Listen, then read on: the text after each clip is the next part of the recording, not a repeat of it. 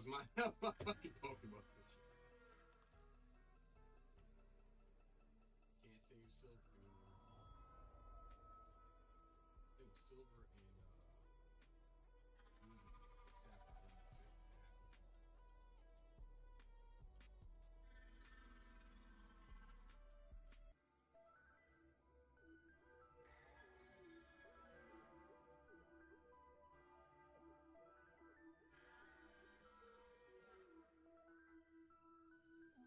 sucks.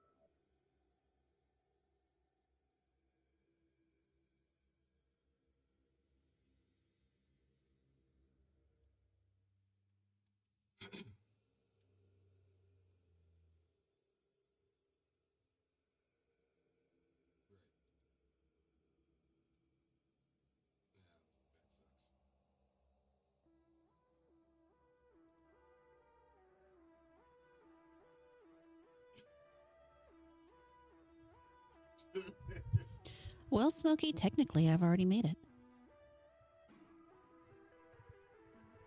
I say so too. I'm just waiting for YouTube to realize it on the back end and tell me that I can apply for the program. That's the fun part.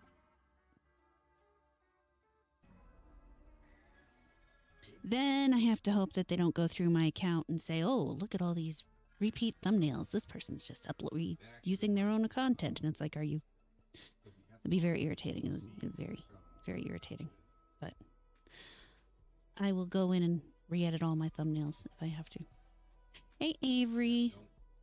It's only 11. It's only 10:30. I don't know what you're complaining about.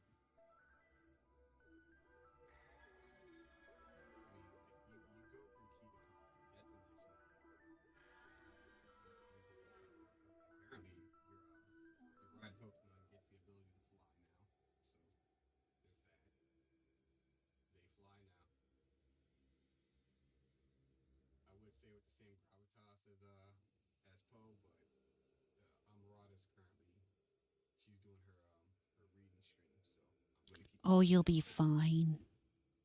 And I do normal readings sometimes, Avery. Sometimes I do Aesop's Fables. It's just right now I'm enjoying doing my Lovecraft stuff. The funny thing about DLC is that it gives you more story. Like the DLC in one part gives you more story. Yeah, Smokey's right next to New Jersey, also known as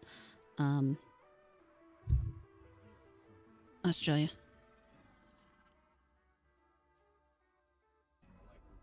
Let them charge while I do this. I don't need it right now. I ain't gonna type. There we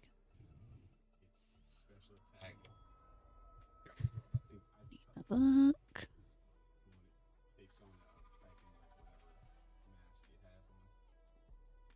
Yes, H.P. Lovecraft. That Lovecraft, yes.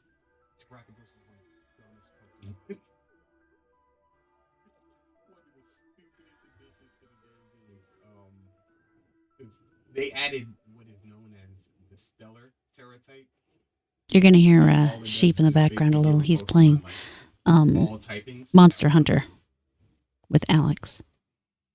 And while that sounds interesting, it doesn't. Caffeinated wolf. It gives you basically stab damage, to be honest. So like, yeah, basically that, but you still have your natural types. Nothing but menaces here. Hey, thanks for shoving, Jay. I really appreciate that. Avery Parker says hi. Avery Parker says hi. He says hi. He's too busy trying to kill things. He said, "Does it?" I'm not entirely sure, to be honest, because like I haven't really attempted to really use all right. types. Like I have terror type. What's the guy's name? Flygon and terror type. Before we get into this, I would like to once again, and yet again, all over again, thank everybody so much for helping me get to that 3K watch hour mark. We're just waiting at this point, like I said, for YouTube to recognize the fact that I have in fact reached that mark. it might take them a little bit to I'm not sure. I have to decide look that into that's a thing. because I But, kill everything so you know, easily. I'm not entirely sure if it actually factors. I'll be here waiting when they do, and I'm going to Okay, keep I going can search for that. because after the I know what 3K, I this need stat 1,000 and 4K. is. So, You at least get the no full reason to process. stop here. This is like reading a book. We're halfway. Well, we're not halfway. We're maybe a third of the way through Downside to Lovecraft's The just Whisperer in the double Dark. checks is Uh, you so do this is like kind of a part 2 situation, but you only it's stellar attack once per you haven't missed so much that you'll be totally lost so it's like you can only in the use four story. types Hi, 4 times sleazy. in R. battle. I can't say that right. Stellar Actually, I attacks. probably could, but It's we're not at the point where people can give me money to say it right, so I ain't doing it. You don't give that out for free. No, I'm kidding. Like I was saying, once again, thank you very much for helping me reach the goal. Now we're just waiting for YouTube to acknowledge the fact that we reached the goal. Oh, This week, what's tomorrow I'll play some games. Saturday we'll be doing Neverwinter Nights. Sunday, I will be on Devil Made Me Do Its channel. We will be ranking ghost movies. I think is what it is. Yeah, movies, ghost movies, and then I will be playing Party Animals with all the gals on Horny Alf's channel that evening. So Devil Made Me Do It will be 6 p.m. Horny Alf, I think, is 10. I think. We'll find out. And then Monday, of course, I will be doing the Summer and Animals show with Starsan. So that's what we got. That's what we got going on. It's the rundown before we get into the story. So now we're going to get into the story. You guys can hear the music, yeah? Oh no, I have to turn the desktop down. Then you can hear the music. There we go. Now you can hear the music. I like the music. It's nice and creepy. Alrighty. So we're at part 3 of Whisper in the Dark, for the record. Oh wait, hold on. You don't hear the music? You should hear the music.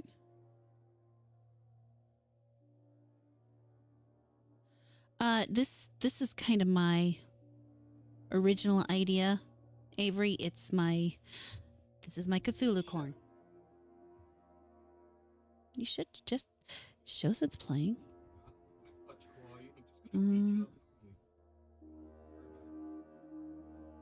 Hold on. Let me adjust things. Nope, that's all the way up. I can hear it fine. It shows it's picking up fine. Oh, okay, you can hear it now? Okay, good. Yeah, it's not a loud music, you know, it's just supposed to be a background thing. So. All right, here we go. Towards the end of June, the phonograph record came, shipped from Battleboro, since Ackley was unwilling to trust conditions on the branch line north of there. He had begun to feel an increased sense of espionage, aggravated by the loss of some of our letters, and he said much about the insidious deeds of certain men whom he considered tools and agents of the hidden beings. Most of all, he suspected the surly farmer, Walter Brown, who lived alone on a run-down hillside place near the deep woods and who was often seen loafing around corners in Battleboro, Bellow Falls, Newfane, and South Londonderry in the most inexplicable and seemingly unmotivated way. Brown's voice, he felt convinced, was one of those he had overheard on a certain occasion in a very terrible conversation, and he had once found a footprint or claw print near Brown's house, which might possess the ominous which might possess the most ominous significance. My God. It had been curiously near some of Brown's own footprints that faced towards it. Words is hard. You're not wrong. So the record was shipped from Brattleboro, whither Ackley drove his Ford car along the very lonely Vermont back roads. He confessed in an accompanying note that he was beginning to be afraid of those roads, and that he would not even go into Townsend for supplies now except in broad daylight. It did not pay, he repeated again and again, to know too much unless one were very remote from those silent and problematic hills. He would be going to California pretty soon to live with his son, though it was hard to leave a place where all one's memories and ancestral feelings centered. Before trying the record on the commercial machine, which I borrowed from the college administration building, I carefully went over all the explanatory matter in Eckley's various letters. This record, he said, was obtained about 1 a.m. on the 1st of May, 1915, near the closed mouth of a cave where the wooded west slope of dark mountains rise out of Lee's swamp. The place had always been unusually plagued with strange voices, this being the reason he had brought the phonograph, dictaphone, and blank in expectation of results. Former experience had told him that May Eve, the hideous Sabbath night of underground European legend, would probably be more fruitful than any other date, and he was not disappointed. It was noteworthy, though, that he never again heard voices at that particular spot. Unlike most of the overheard forest voices, the substance of the record was quasi-ritualistic and included one palpably human voice which Ackley had never been able to place. It was not Brown's, but it seemed to be of a man of greater cultivation. The second voice, however, was the real crux of the thing, for this was the accursed buzzing, which had no likeness to humanity, despite the human words which it uttered in good English grammar and scholarly accent. The recording phonograph and dictaphone had not worked uniformly well, and had of course been at a great disadvantage because of the remote and muffled nature of the overheard ritual, so that the actual speech secured was very fragmentary. Ackley had given me a transcript of what he believed the spoken words to be, and I glanced through this again as I prepared the machine for action. The text was darkly mysterious rather than openly horrible, though a knowledge of its origin and matter of gathering gave it all the associative horror which any words could well possess.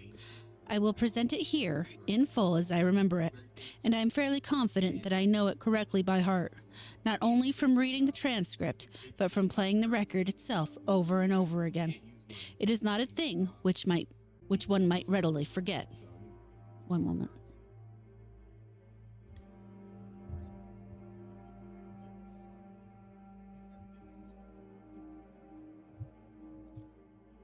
See if I can adjust this to a slightly better position. Yeah,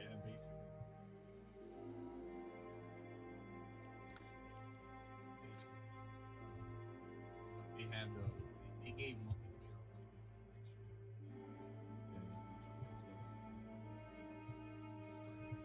I gotta figure out this one piece on my mic doesn't work right.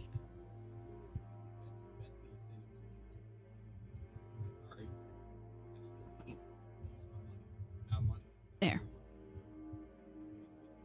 That should hold it right.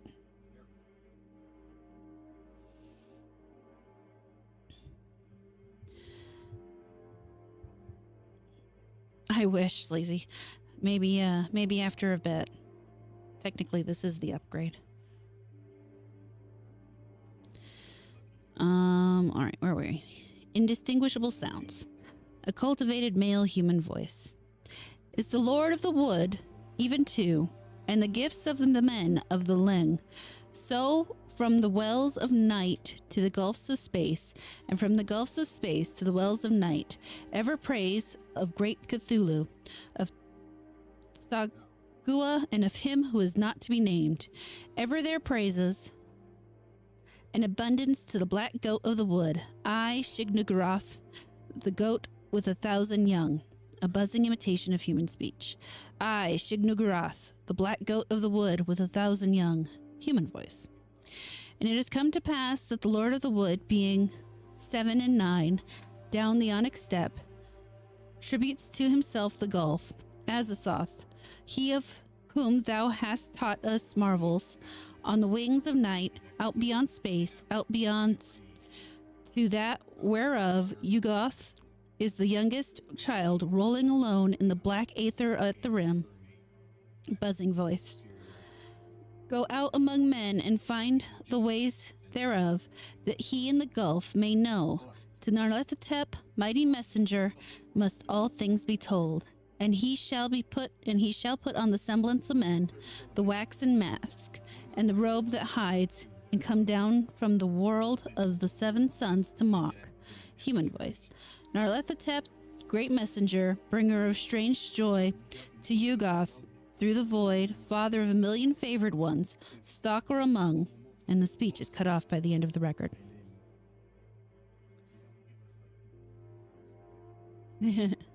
Well, in this case, it's worse than the PC sinkhole. This is the streaming sinkhole where I could really use a better boom arm for my mic, but the one I want is nearly $100. Isn't that the way it is?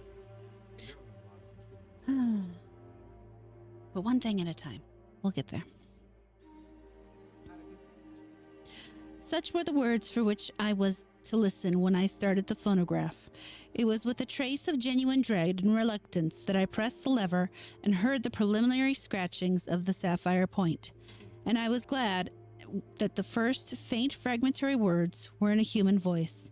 A mellow, educated voice, which seemed vaguely Bostonian in accent, and which was certainly not that of any native of the Vermont hills.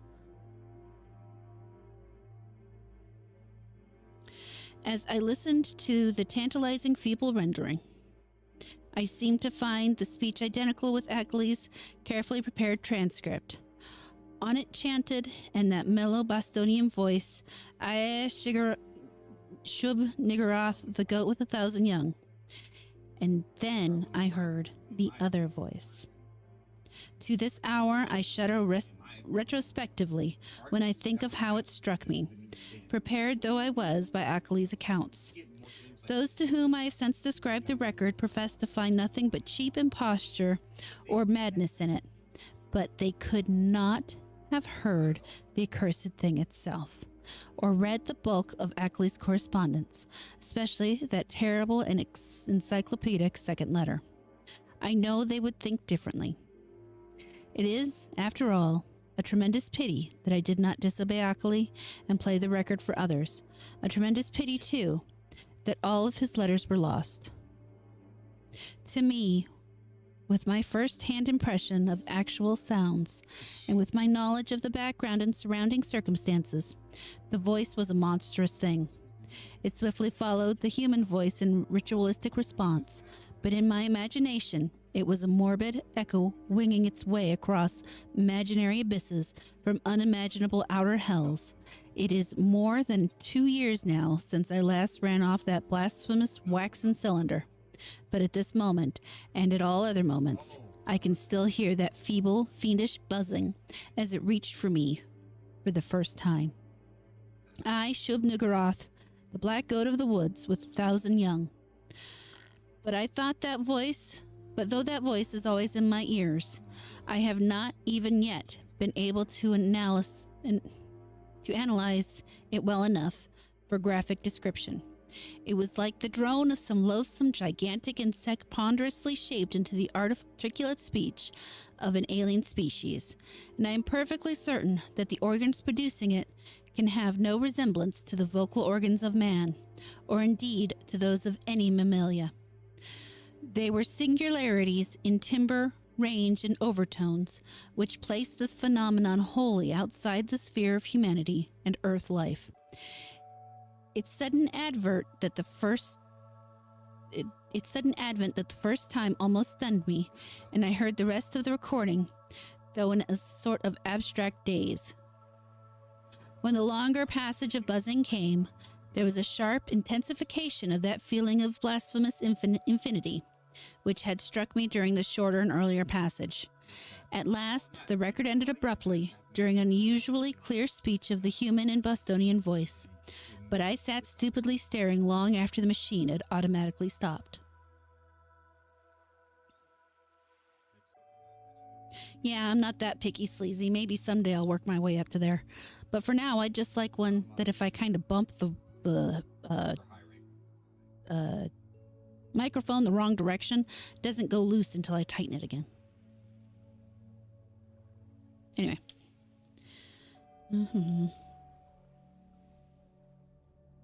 I hardly need to say that I gave that shocking record many another playing, and that I made exhaustive attempts at analysis and comment in comparing notes with Akeley. It would be both useless and disturbing to repeat here all that we concluded, but I may hint that we agreed in believing we had secured a clue to the source of some of the most repulsive primordial customs in the cryptic elder religions of mankind. It seemed plain to us, also, that there were ancient and elaborate alliances between the hidden outer creatures and certain members of the human race. How extensive these alliances were, and how their state today might compare with their state in earlier ages, we had no means of guessing. Yet as best there was room for a limitless amount of horrified speculation. There seemed to be an awful, immemorial linkage in several definite stages betwixt man and nameless infinity. The blasphemies which appeared on Earth, it was hinted, came from the dark planet Yugoth, at the rim of the solar system. But this was itself merely the populous outpost of a frightful interstellar race, whose ultimate source must lie far outside even the Einsteinian space-time continuum, or greatest known cosmos.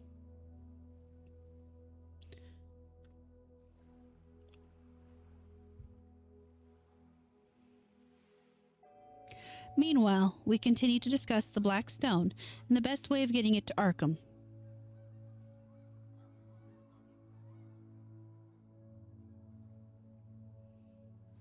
Akeley deeming it inadvisable to have me visit him at the scene of his nightmare studies. For some reason or another, Akeley was afraid to trust the thing to any ordinary or expected transportation route. His final idea was to take it across country to Bellows Falls and ship it on the Boston and Maine system through Keene, Wichita, and Fitchburg, even though this would necessitate his driving along somewhat lonelier and more forest-traversing hill roads than the main highway to Brattleboro. He said that he had noticed a man around the express office at Brattleboro when he sent the phonograph record, whose actions and expressions had been far from reassuring. This man had seemed too anxious to talk with the clerks and had taken the train on which the record was shipped. Akeley confessed that he had not felt strictly at ease about the record until he heard from me of its safe receipt. About this time, the second week in July, another letter of mine went astray, as I learned through an anxious communication from Akeley. After he told me to address him no more at Townsend, but to send all mail in care of general delivery at Brattleboro, whither he would make frequent trips either in his car or on the motor coach line which had lately replaced passenger service on the lagging branch railway. I could see that he was getting more and more anxious, for he went into much detail about the increased barking of the dogs on moonless nights, and about the fresh claw prints he sometimes found in the road and in the mud at the back of his farmyard when morning came. Once he told about a veritable army of prints drawn up in a line facing an equally thick and resolute line of dog tracks, which sent a loathsomely disturbing Kodak picture to prove it. And that was after a night on which the dogs had outdone themselves in barking and howling. On the morning of Wednesday, July 18th, I received a telegram from Bellows Falls, which Akeley said he was expressing the Black Stone over the B&M on train number 5508, leaving Bellows Falls at 12:15 p.m. Standard Time, and due at the North Station in Boston at 4:12 p.m.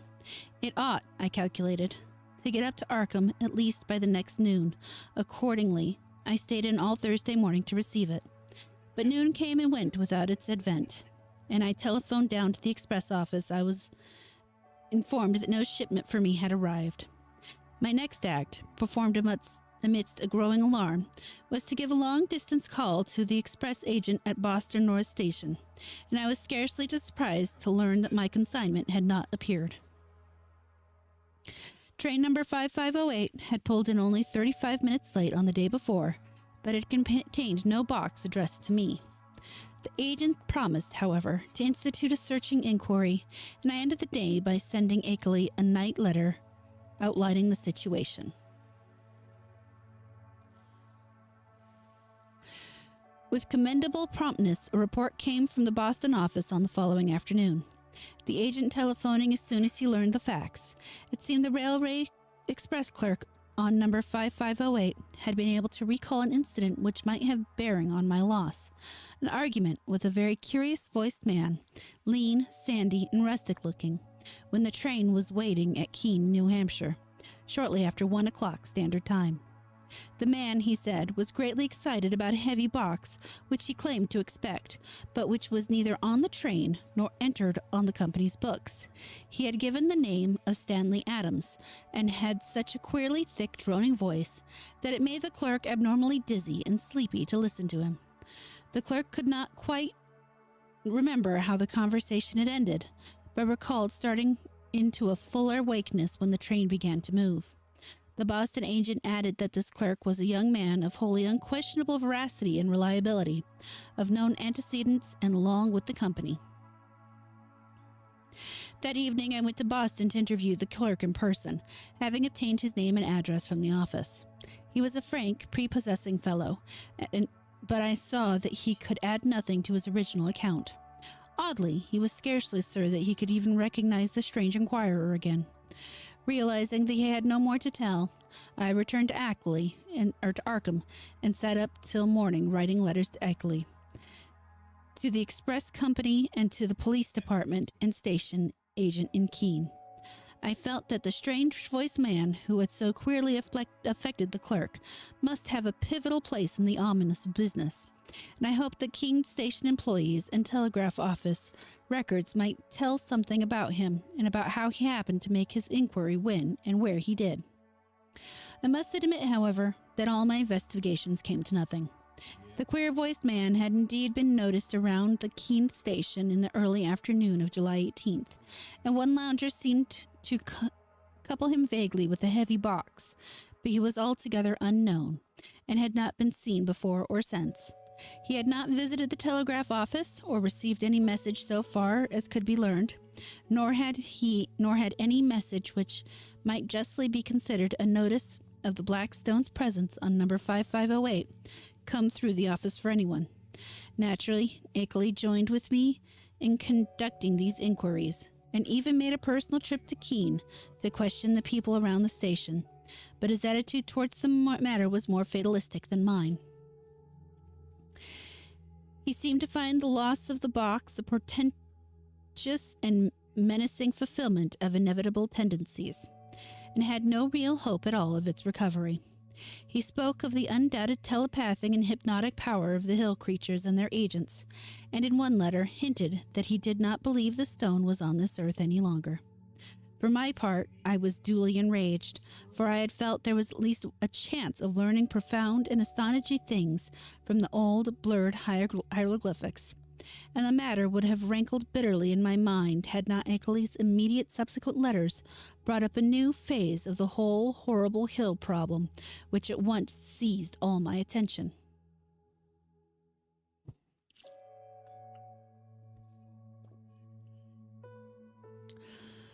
The unknown things, Akeley wrote in a script growing pitifully tremulous, had begun to close in on him with a wholly new degree of determination.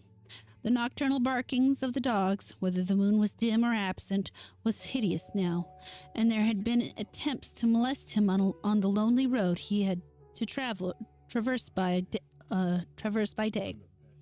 On the 2nd of August, while bound for the village in his car, he had found a tree trunk laid in his path at a point where the highway ran through a deep patch of woods, while the savage barking of 2 great dogs he had with him told all too well of the things which must have been lurking near. What would have happened had the dogs not been there, he dare not guess. But he never went out now without at least 2 of his faithful and powerful pack. Other road experiences had occurred on August 5th and 6th, a shot grazing his car on one occasion, and the barking of the dogs telling of unholy woodland presence on the other. On August 15th, I received a frantic letter which disturbed me greatly, and which made me wish Akeley could put aside his lonely retinence and call in the aid of the law. There had been a frightful happening on the night of the 12th to the 13th, bullets flying outside the farmhouse, and 3 of the 12 great dogs being found shot dead in the morning. There were a myriad of claw prints in the road, and human prints of Walter Brown among them. Akeley had started to telephone Brattleboro for more dogs, but the wire had gone dead before he had a chance to say much. Later, he went to Brattleboro in his car and learned that the lineman had found the main telephone cable neatly cut at a point where it ran through the deserted hills of Newfane. But he was about to start home with 4 fine new dogs and several cases of ammunition for his big game repeating rifle. The letter was written at the post office in Brattleboro and came through to me without delay.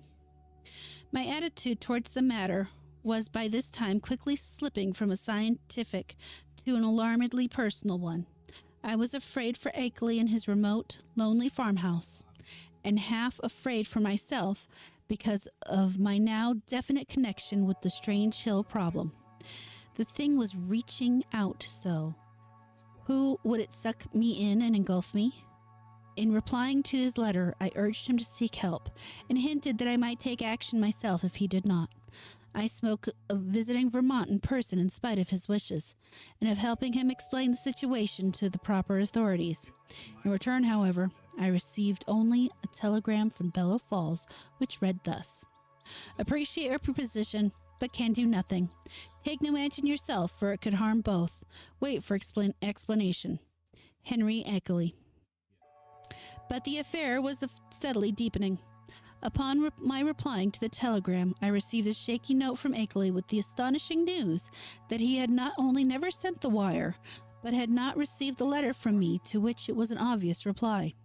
Hasty inquiries by him at Bellows Falls had brought out that the message was deposited by a strange, sandy-haired man, with a curiously thick, droning voice, though more than this he could not learn. The clerk shewed him the original text as scrawled in pencil by the sender, but the handwriting was wholly unfamiliar. It was noticeable that the signature was misspelled Akely without the second E. Certain conjectures were inevitable, but amidst the obvious crisis, he did not stop to elaborate upon them. He spoke of the death of more dogs and the purchase of still others, and of the exchange of gunfire which had become a settled feature each moonless night. Brown's prints and the prints of at least 1 or 2 more shod human figures were now found regularly among the claw prints in the road, in the back of the farmyard. It was, Akeley admitted, a pretty bad business, and before long he would probably have to go to live with his California son, whether or not he could sell the old place. But it was not easy to leave the only spot one could really think of as home. He must try to hang on a little longer. Perhaps he could scare off the intruders, especially if he openly gave up all further attempts to penetrate the secrets. Writing Akeley at once, I renewed my offers of aid, and spoke again of visiting him and helping him convince the authorities of his dire peril. In his reply, he seemed less set against that plan than his past attitudes would have led one to predict. But he said he would like to hold off a little while longer, long enough to get his things in order and to reconcile himself to the idea of leaving an almost morbidly cherished birthplace. People looked askance at his studies and speculations, and it would be better to get quietly off without setting the countryside in a turmoil and creating widespread doubts of his own sanity. He had had enough, he admitted, but he wanted to make a dignified exit if he could. This letter reached me on the 28th of August, and I prepared and mailed as encouraging a reply as I could. Apparently, the encouragement had effect, for Akeley had fewer terrors to report when he acknowledged my note. He was not very optimistic, though, and expressed the belief that it was only the full moon season which was holding the creatures off. He hoped there would not be many densely cloudy nights, and talked vaguely of boarding in Battleboro when the moon waned. Again, I wrote him encouragingly, but on September 5th, there came a fresh communication which had obviously crossed my letter in the mails, and to this I could not give any such hopeful response. It is of importance, I believe. I had better give it in full, as best I can do from memory in the shaky script. It ran substantially as follows. Hey, Rachel. Monday. Dear Wilmarth, a rather discouraging P.S. to my last. Last night was thickly cloudy, though no rain, and not a bit of moonlight got through. Things were pretty bad, and I think the end is getting near. In spite of all we have hoped. After midnight, something landed on the roof of the house, and the dogs all rushed up to see what it was. I could hear them snapping and tearing around, and then one managed to get on the roof by jumping from the low L.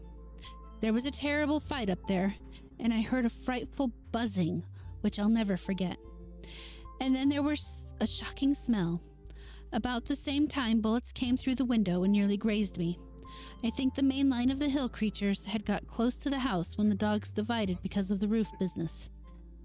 What was up there I don't yet know, but I am afraid the creatures are learning to steer better with their space wings.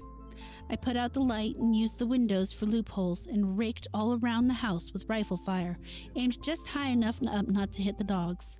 That seemed to end the business, but in the morning I found great pools of blood in the yard, beside pools of green sticky stuff that had the worst odor I have ever smelled. I climbed up on the roof and found more of the sticky stuff there. 5 of the dogs were killed. I'm afraid I hit one myself by aiming too low, for he was shot in the back.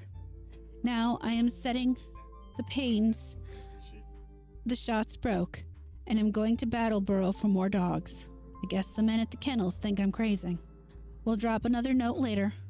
Suppose I'll be ready for moving in a week or two, though it nearly kills me to think of it. Hastily, Akeley. Well, technically we've reached it, Rachel. I'm just waiting for the YouTube to realize it in the back end and tell me that I can apply. So almost there.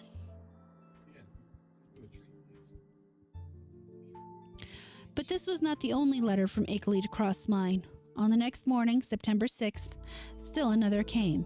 This time a fractured scrawl which utterly unnerved me and put me at a loss what to say or do next. Again, I cannot do better than quote the text as faithfully as memory will let me. Tuesday. Clouds didn't break, so no moon again. And going into the wane anyhow. I'd have the house wired for electricity and put in searchlights if I didn't know they'd cut the cables as fast as they could be mended. I think I'm going crazy. It may be that all I have ever written you is a dream or madness. It was bad enough before, but this time it is too much. They talked to me last night, talked in that cursed buzzing voice, and told me things that I dare not repeat to you. I heard them plainly over the barking of the dogs, and once when they were drowned out, a human voice helped them. Keep out of this, Wilmarth. It is worse than either you or I ever suspected. They don't mean to let me get to California now. They want to take me off alive, or what theoretically and mentally amounts to alive, not only to Yuggoth, but beyond that, away outside of the galaxy and possibly beyond the last curved rim of space. I told them that I wouldn't go where they wish or in terrible ways they propose to take me, but I am afraid it will be no use. My place is so far out that they may come by day as well as night before long. 6 more dogs killed, and I felt presences all along the wooded parts of the road when I drove to Battleboro today. It was a mistake for me to try to send you that phonograph record and black stone. Better smash the record before it's too late. We'll drop you another line tomorrow if I'm still here. Wish I could arrange to get my books and things to Battleboro on board there. I would run off without anything if I could, but something inside my mind holds me back. I can slip out to Battleboro, where I ought to be safe, but I feel just as much a prisoner there as at the house. And I seem to know that I couldn't get much further, even if I dropped everything and tried. It's horrible. Don't get mixed up in this. Yours, Ickley. I did not sleep at all the night after receiving this terrible thing, and was utterly baffled as to Eckley's remaining degree of sanity. The substance of the note was wholly insane, yet the manner of expression, in view of all that had gone before, had a grimly potent quality of convincingness. I made no attempt to answer it, thinking it better to wait until Eckley might have time to reply to my latest communication. Such a reply indeed came on the following day, though the fresh material in it quite overshadowed any of the points brought up by the letter it nominally answered. Here is what I recall of the text, scrawled and blotted as it was in the course of a plainly frantic and hurried composition. Wednesday. W. Ow, that hurt my ears. Your letter came, but it is no use to discuss anything more. I am fully resigned. Wonder that I even have enough willpower left to fight them off. Can't escape even if I were willingly to give up everything and run. They'll get me.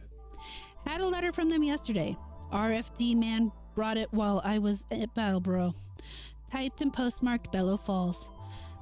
Tells what they want to do with me. I can't repeat it. Look out for yourself too. Smash that record. Cloudy nights keep up, and moon waning all the time. I wish I dared to get help. It might brace up my willpower. But everyone who would dare come at all would call me crazy unless there happened to be some proof. Couldn't ask people to come for no reason at all. Am all out of touch with everyone and have been for years. But I haven't told you the worst, Wilmarth. Brace up to read this, for it will give you a shock. I am telling the truth, though. It is this. I have seen and touched one of the things, or part of one of the things. God, man, but it's awful. It was dead, of course.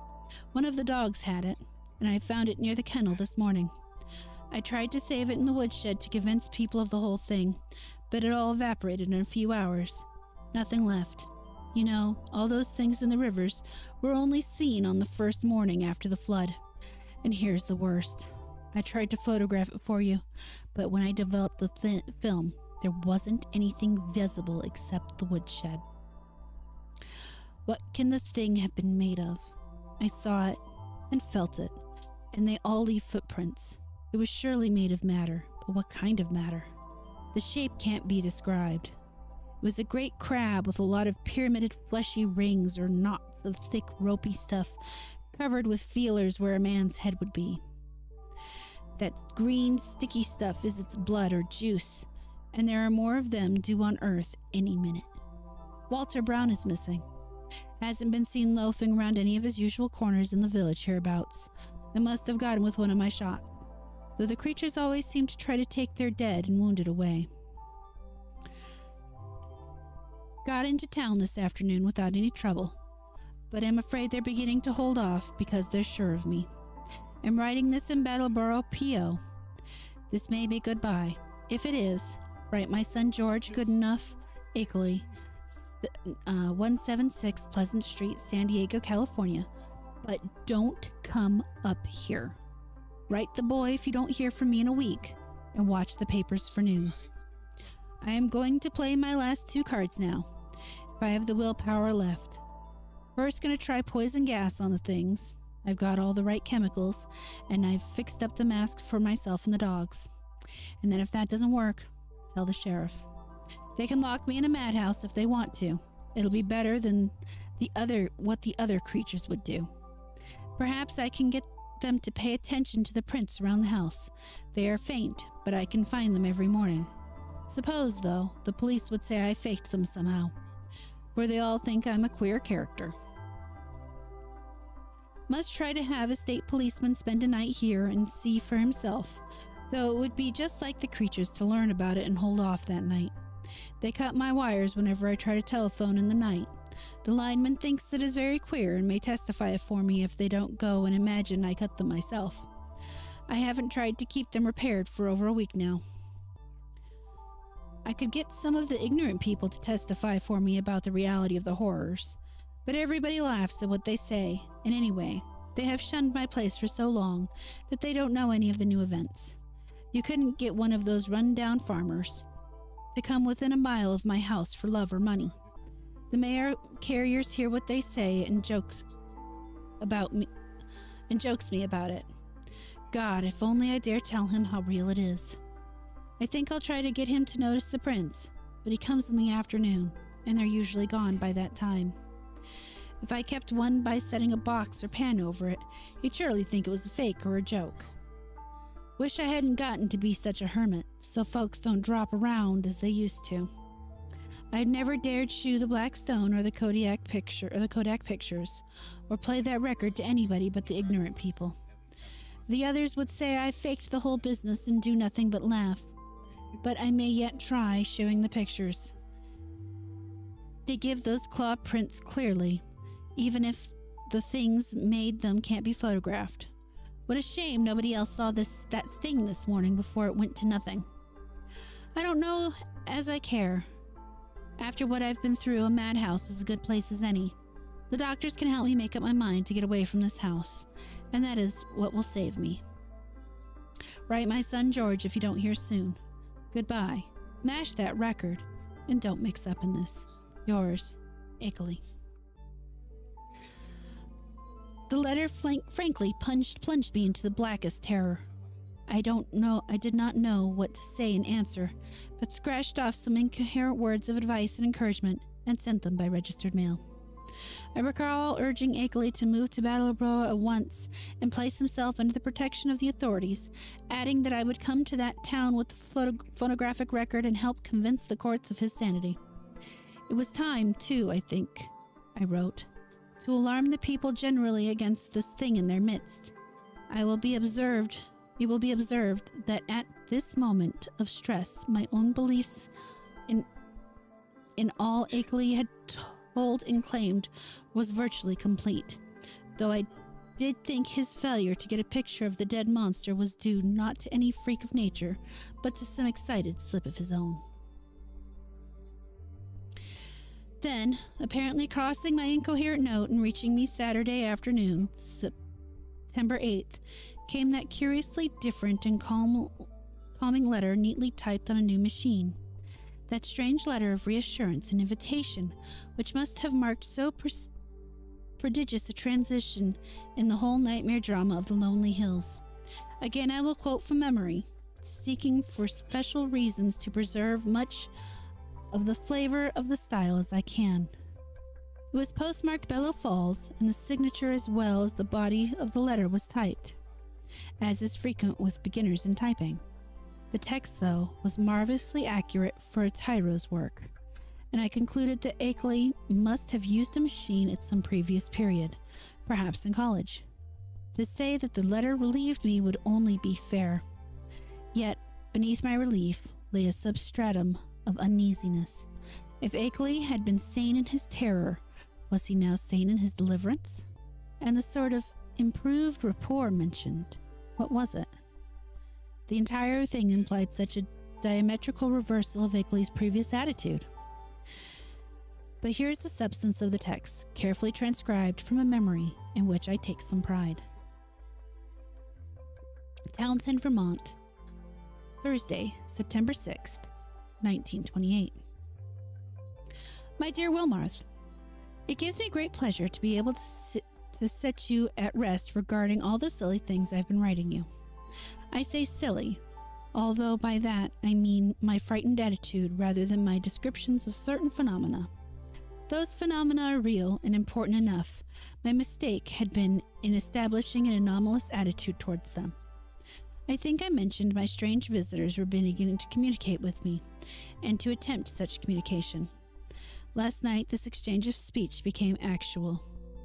In response to certain signals, I admitted to the house a messenger from those outside. A fellow human, let me hasten to say.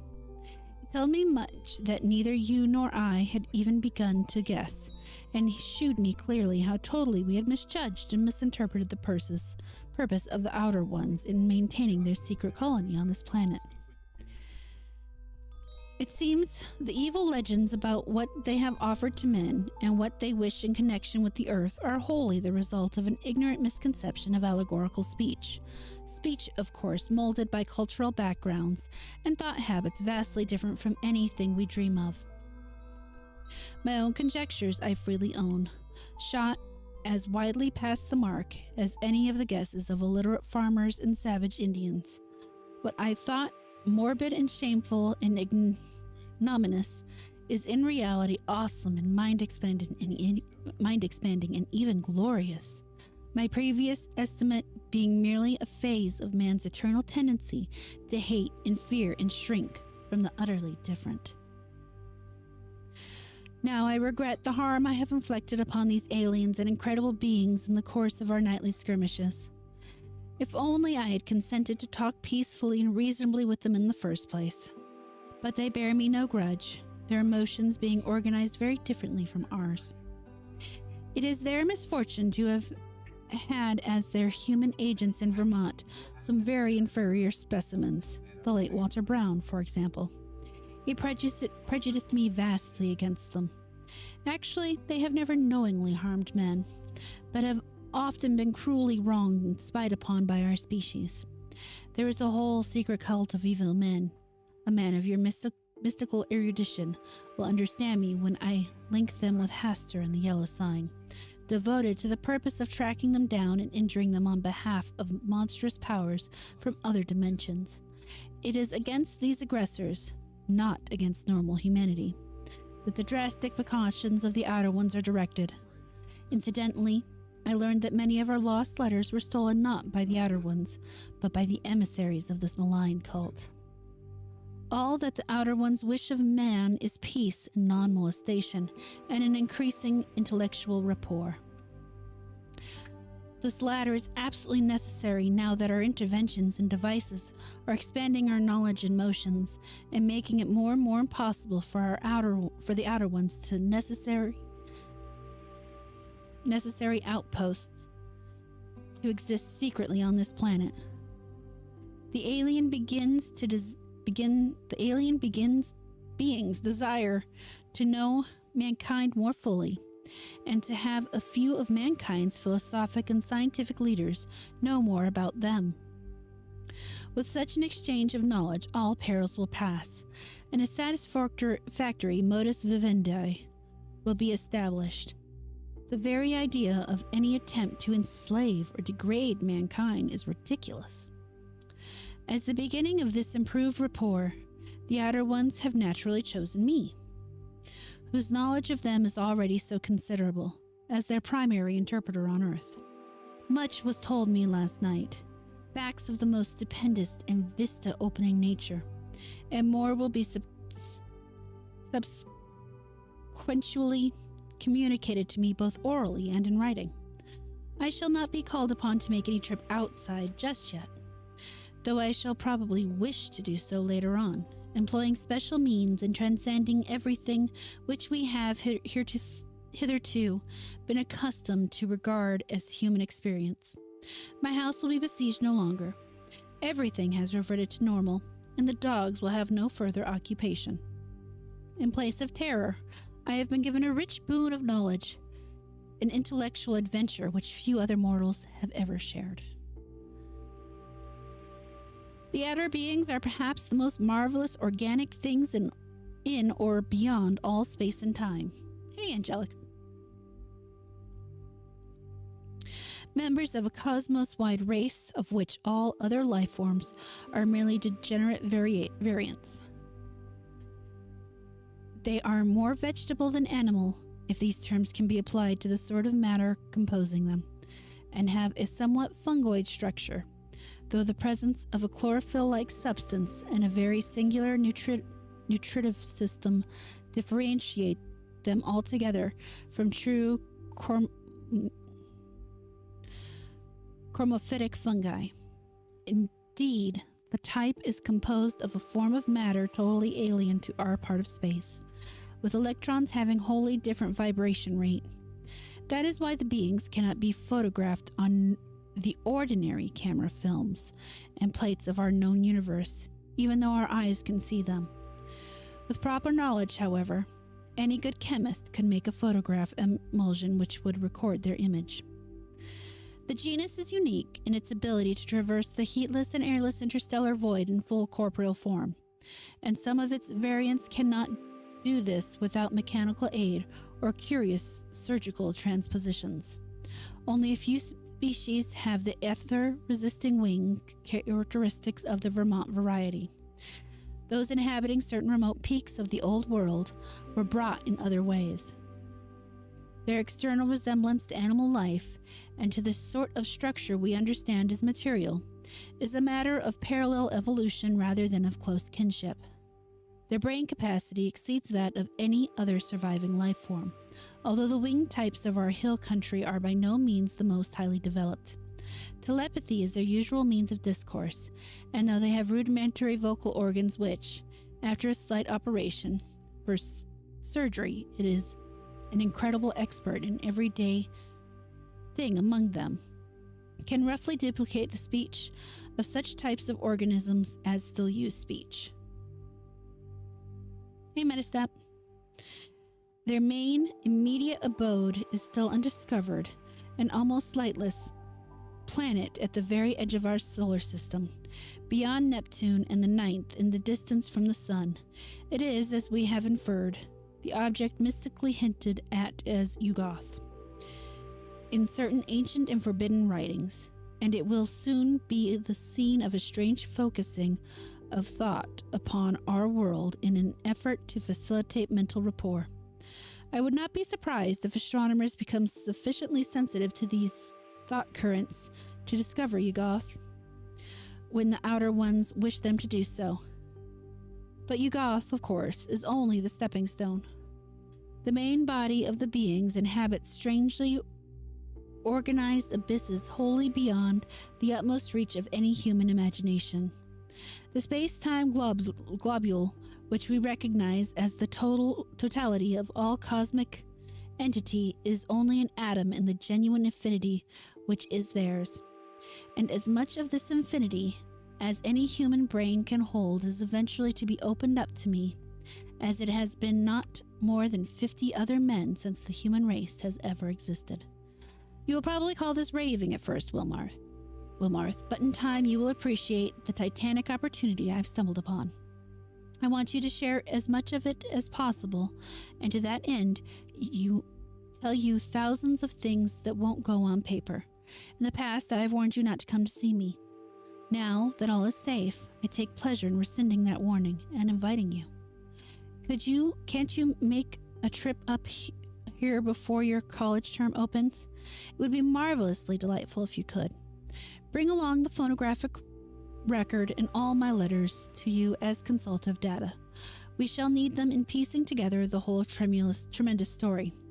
You might bring the Kodak prints too, since I seem to have mislaid the negatives and my own prints in all this recent excitement. But what a wealth of facts I have to add to all this groping and tentative material. What a stupendous device I have to supplement my additions. Don't hesitate. I am free from espionage now, and you will not meet anything unnatural or disturbing. Just come along and let my car meet you at the Battleboro station. Prepare to stay as long as you can, and expect many an evening of discussion of things beyond all human conjecture. Don't tell anyone about it, of course, for this matter must not get to the promiscuous public. The train service to Battleboro is not bad. You can get a timetable in Boston, take the B&M to Greenfield, and then change for the brief remainder of the way. I suggest you're taking the convenient 4:10 p.m. standard from Boston. This gets to Greenfield at 7:35, and at 9:19 a train leaves there, which reaches Battleboro at 10:01. That is weekdays. Let me know the date, and I'll have my car on hand at the station. Pardon this typed letter, but my handwriting has grown shaky of late, as you know, and I don't feel equal to long stretches of script. I got this new Corona in Battleboro yesterday. It seems to work very well.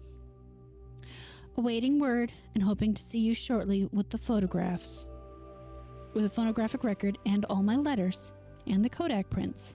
I am, yours in anticipation, Henry W. Akeley. To Albert N. Wilmarth, Esquire, Miskatonic University, Arkham, Massachusetts.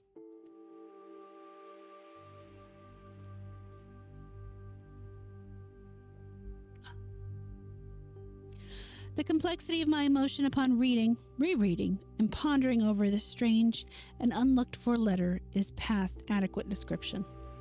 I have said that I was at once relieved and made uneasy, but this expression only crudely the overtones of diverse and largely subconscious feelings, which compromise both the relief and the uneasiness. To begin with, the thing was so antipodally at variance with the whole chain of horrors preceding it. The change of mood from stark terror to cool complacency and even exaltation was so unheralded, lightning-like and complete. I could scarcely believe that a single day could so alter the psychological perspective of one who had written the final frenzied bulletin of Wednesday.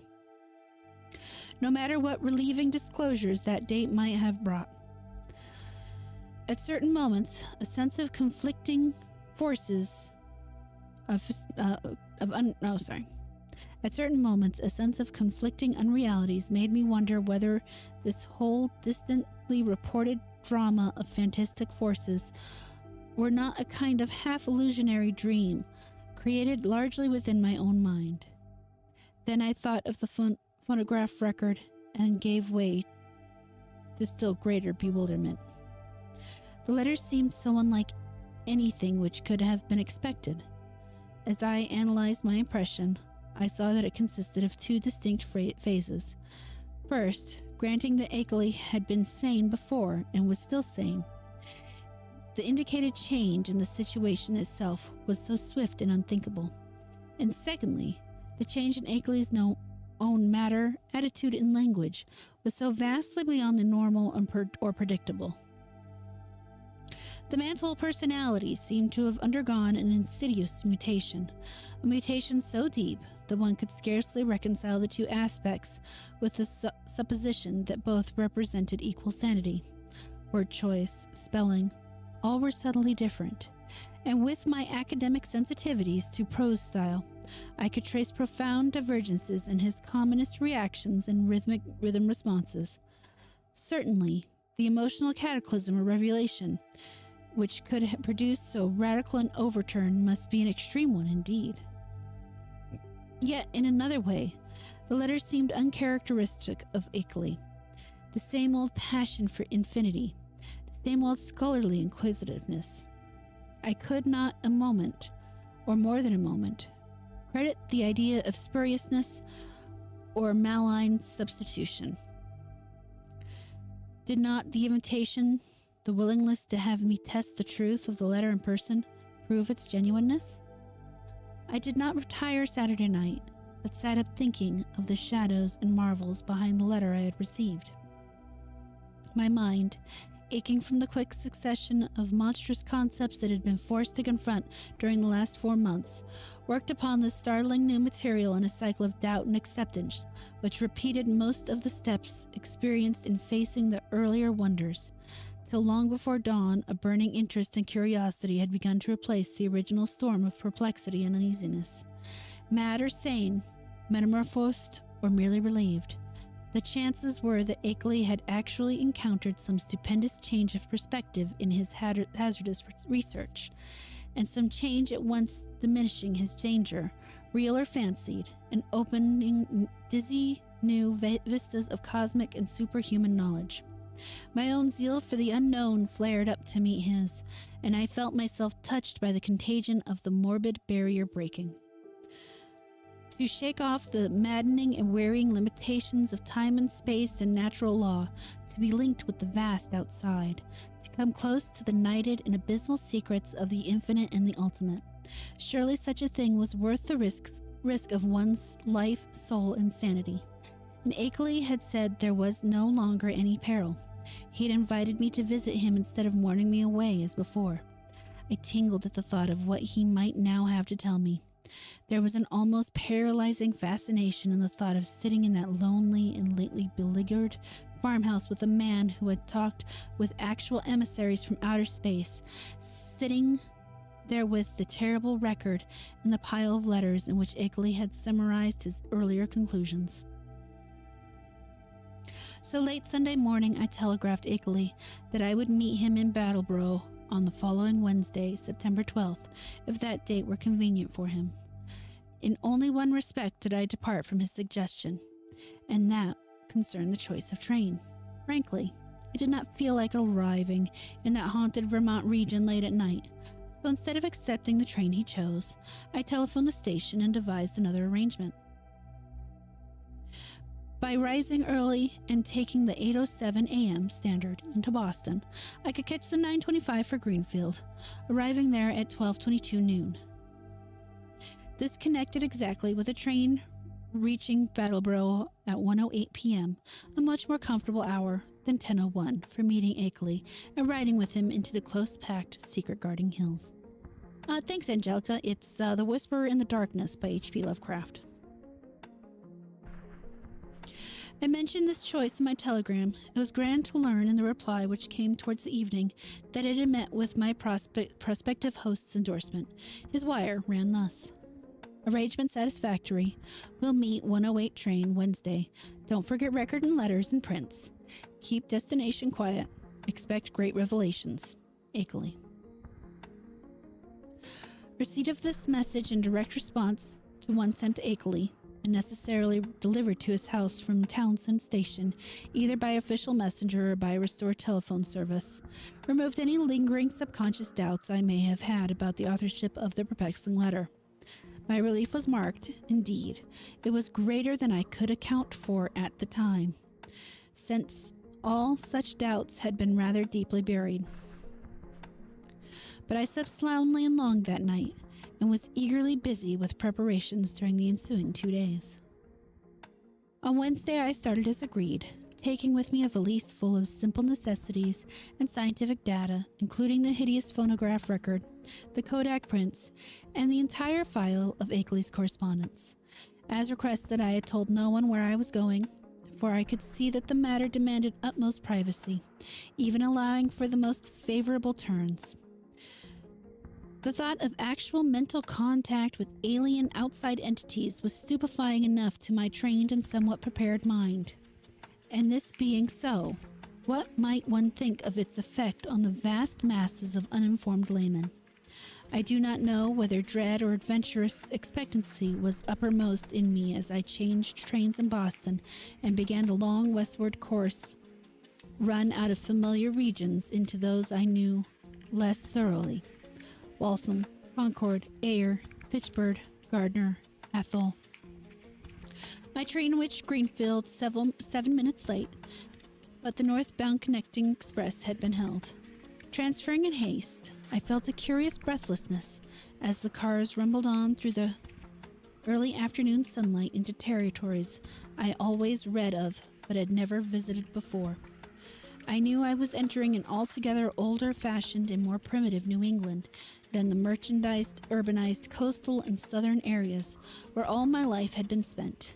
An unspoiled, ancestral New England without the foreigners and factory-like smoke, billboards and concrete roads of the sections which modernity had touched. There would be odd survivals of that continuous native life whose deep roots make it the one authentic outgrowth of the landscape. The continuous native life which keeps alive strange ancient memories and fertilizes the soil for shadowy, marvelous, and seldom mentioned beliefs. Now and then I saw the blue Connecticut River gleaming in the sun, and after leaving Northfield we crossed it.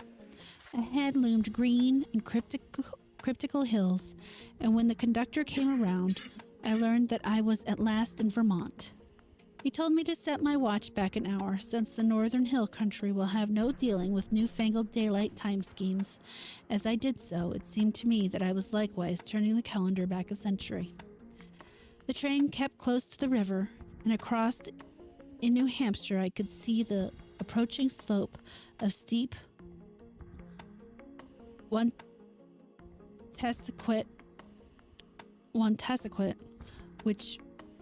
about which singular old legend cluster.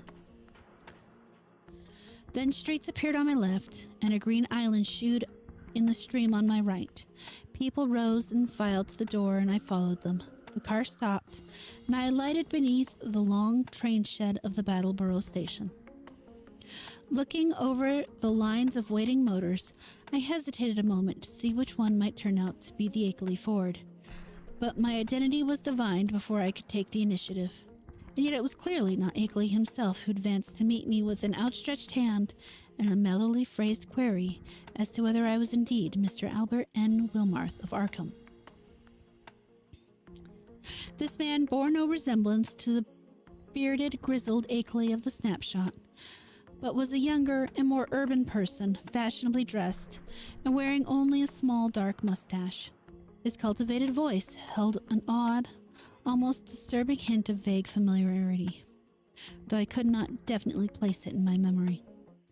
As I surveyed him, I heard him explaining that he was a friend of my prospective host who had come down from Townsend in his stead. Akeley, he declared, had suffered a sudden attack of some asthmatic trouble and did not feel equal to making the trip in the outdoor air. It was not serious, however, and there was to be no change in plans regarding my visit. I could not make out just how much this Mr. Noyes, as he announced himself, knew of Akeley's research and discovery, though it seemed to me that his casual manner stamped him as a comparative outsider. Remembering what a hermit Akeley had been, I was a trifle surprised at the ready availability of such a friend, but did not let my puzzlement deter me from entering the motor to which he gestured me. It was not the small ancient car I expected from Akeley's description, but a large and immaculate specimen of recent pattern, apparently Noyes' own, and bearing Massachusetts license plate with the amusing sacred codfish device of that year. My guide, I concluded, must be a summer transient in the Townsend region. Noyes climbed into the car beside me and started at once. I was glad that he did not overflow with conversation, for some peculiar atmospheric tensity made me feel disinclined to talk. The town seemed very attractive in that afternoon sunlight as we swept up an incline and turned to the right into the main street. It drowsed like the older New England cities, which one remembers from boyhood, and something in the collocation of roofs and steeples and chimneys and brick walls formed contours touching deep, veal strings of ancestral emotion. I could tell that I was at the gateway of a region half bewitched through the piling up of unbroken time accumulations, a region where old, strange things have had a chance to grow and linger because they have never been stirred up. As we passed out of Brattleboro, my sense of constraint and foreboding increased, for a vague quality in the hill-crowded countryside, with its towering, threatening, close-pressing green and granite slopes, hinted at obscure secrets and immemorial survivals which might or might not be hostile to mankind. For a time, our course followed a broad, shallow river which flowed down from unknown hills in the north, and I shivered when my companions told me it was the West River. It was in this stream, I recalled from the newspaper items, that one of the morbid, crab-like beings had been seen floating after the floods.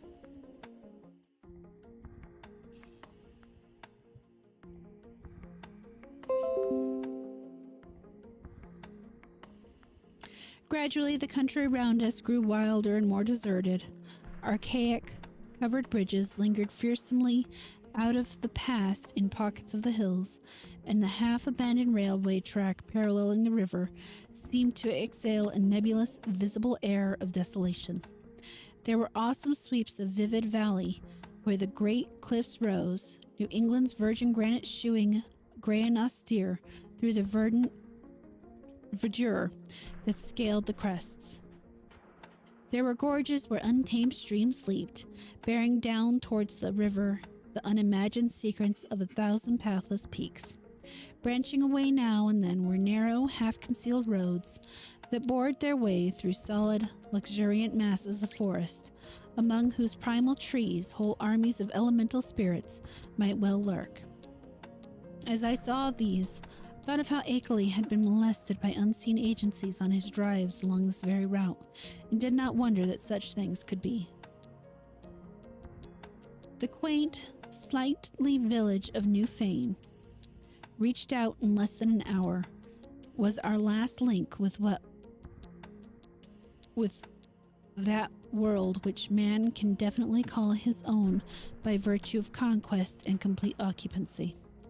After that, we cast off all allegiance to immediate, tangible, and time-touched things, and entered a fantastic world of hushed unreality, in which the narrow, ribbon-like road rose and fell and curved with an almost sentient and purposeful caprice among the tenantless green peaks and half-deserted valleys.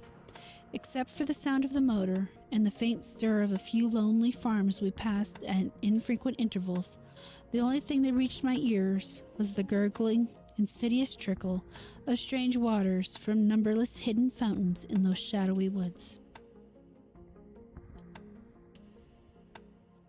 The nearness and intimacy of the dwarfed domed hills now came veritably breathtaking.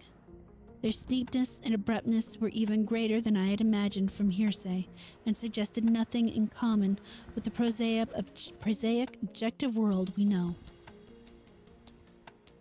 The dense, unvisited woods on those inaccessible slopes seemed to harbor alien and incredible things, and I felt the very outline of the hills themselves held some strange, aeon-forgotten meaning, as if they were vast hieroglyphics left by a rumored Titan race whose glories live only in rare, deep dreams. All the legends of the past and all the stupefying imputations of Henry Akeley's letters and exhibits welled up in my memory to heighten the atmosphere of tension and growing menace. The purpose of my visit, and the frightful abnormalities it postulated, struck me all at once with a chill sensation that nearly overbalanced my ardor for strange delvings. My guide must have noticed my disturbed attitude, for as the road grew wilder and more irregular, and our motions slower and more jolting, his occasional pleasant comments expanded into a steadier flow of discourse. He spoke of the beauty and weirdness of the country, and revealed some acquaintance with the folklore studies of my prospective host. From his polite questions, it was obvious that he knew I had come for a scientific purpose, and that I was bringing data of some importance. But he gave no sign of appreciating the depth and awfulness of the knowledge which Akeley had finally reached. His manner was so cheerful, normal, and urbane that his remarks ought to have calmed and reassured me, but oddly enough, I felt only the more disturbed as we bumped and veered onward into the unknown wilderness of hills and woods. At times it seemed as if he were pumping me to see what I knew of the monstrous secrets of the place, and with every fresh utterance of that vague, teasing, baffling familiarity in his voice increased. It was not an ordinary or healthy familiarity, despite the thoroughly wholesome and cultivated nature of the voice. I somehow linked it with forgotten nightmares, and felt I might go mad if I recognized it. If any good excuse had existed, I think I would have turned back from my visit. As it was, I could not well do so, and it occurred to me that a cool, scientific conversation with Akeley himself after my arrival would help greatly pull me together. Besides, there was a strangely calming element of cosmic beauty in the hypnotic landscape through which we climbed and plunged fantastically. Time had lost itself in the labyrinth behind, and around us stretched only the flowering waves of fairy and the recaptured loveliness of vanished centuries. The hoary groves, the untainted pasture edged with gay autumnal blossoms, and at vast intervals, the small brown farmsteads nestling amidst huge trees beneath the vertical precipices of fragrant briar and meadow grass. Even the sunlight assumed a supernatural glamour, as if some special atmosphere or exhalation mantled the whole region. I had seen nothing like it before, save in the magic vistas that sometime form the background of Italian primitives. Sodoma and Leonardo conceived such expanses, but only in the distance, and through the vaultings of Renaissance arcades. We were now burrowing bodily through the midst of the picture, and I seemed to find in its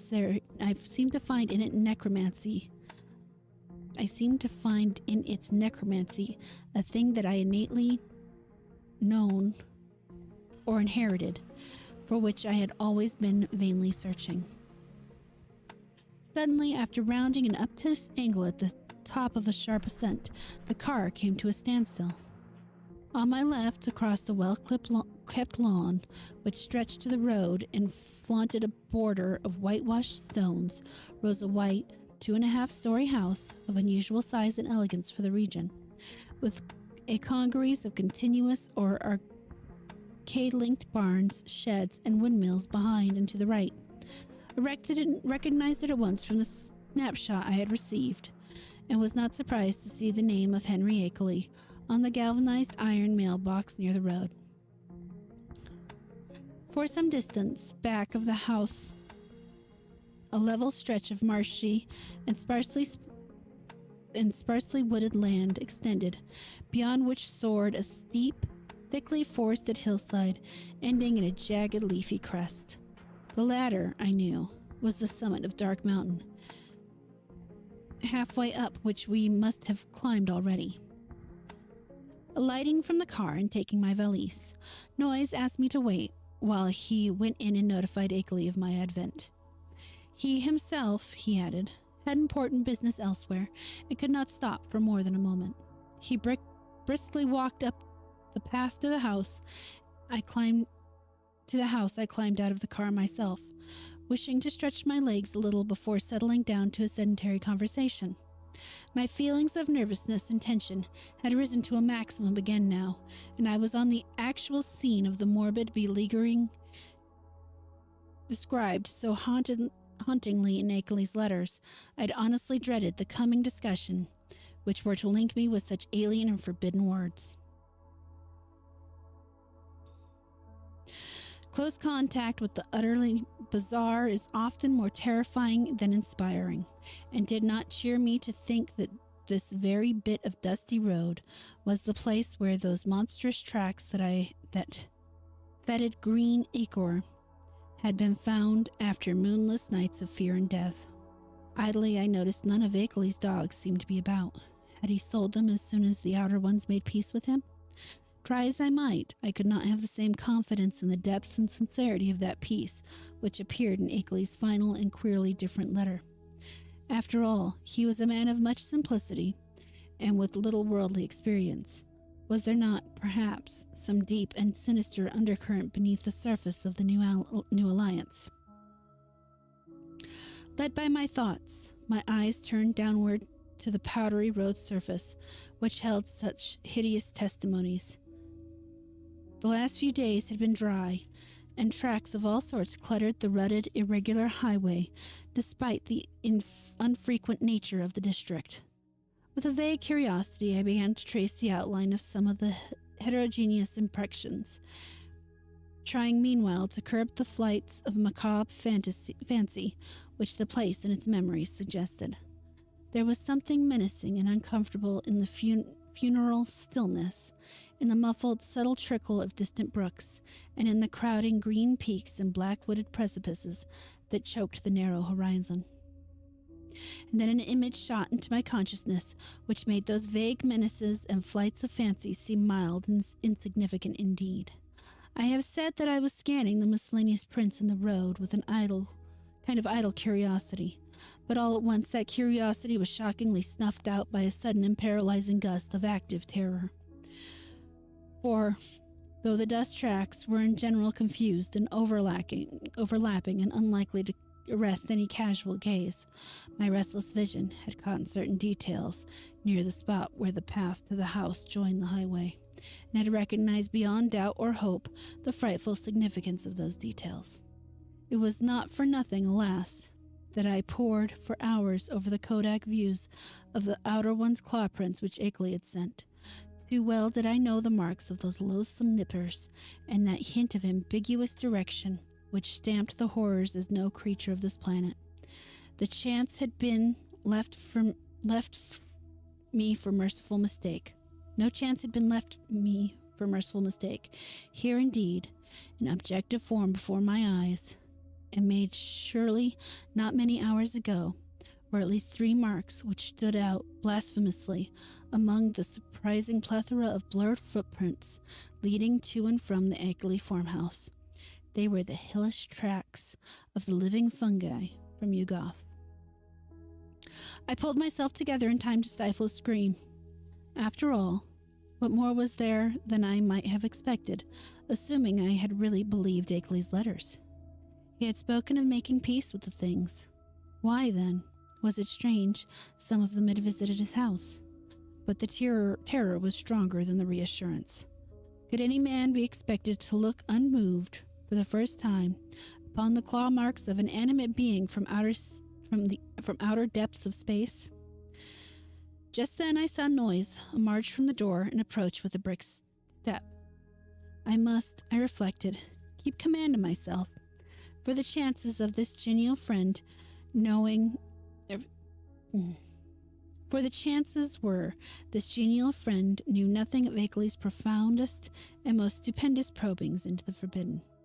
Akeley, Noy hastened to inform me, was glad and ready to see me, although his sudden attack of asthma would prevent him from being a very competent host for a day or 2. These spells hit him hard when they came, and were always accompanied by a debilitating fever and general weakness.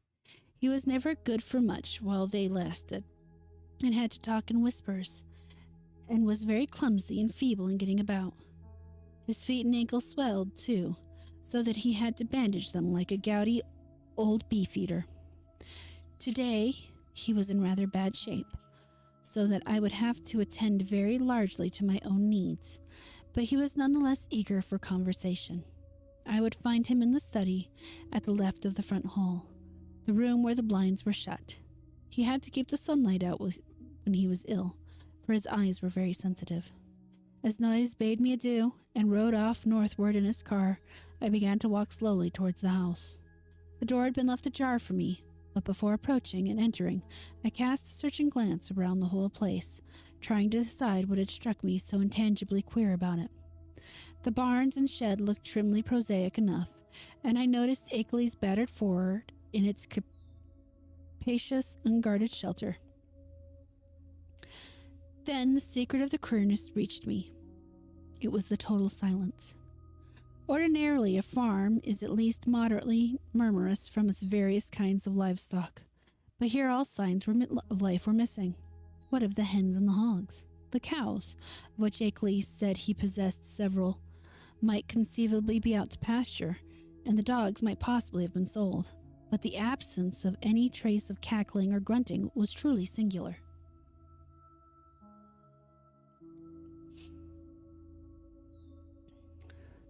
I did not pause long on the path, but resolutely entered the open house door and closed it behind me. It had cost me a distinct psychological effort to do so, and now that I was shut inside, I had a momentary longing for precipitate retreat. Not that the place was in the least sinister in visual suggestion. On the contrary, I thought the graceful, late colonial highway very tasteful and wholesome, and admired the evident breeding of the man who had furnished it. What made me wish to flee was something very attenuated and indefinable. Perhaps it was a certain odd odor, which I thought I noticed, though I well knew how common musty odors are in even the best of ancient farmhouses. I need just one moment, guys.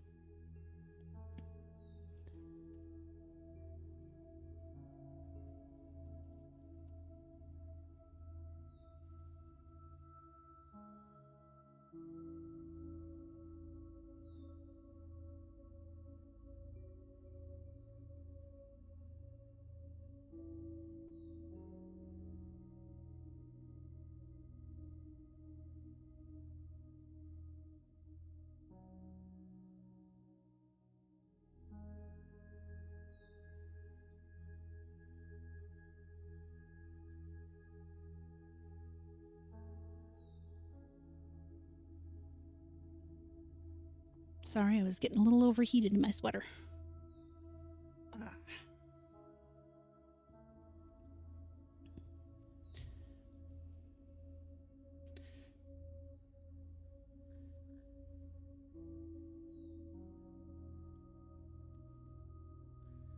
Okay,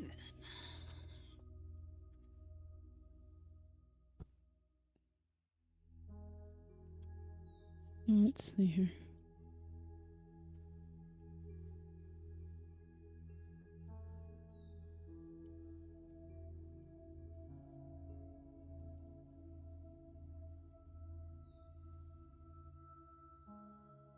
Taking a quick look to see how far from the end we are.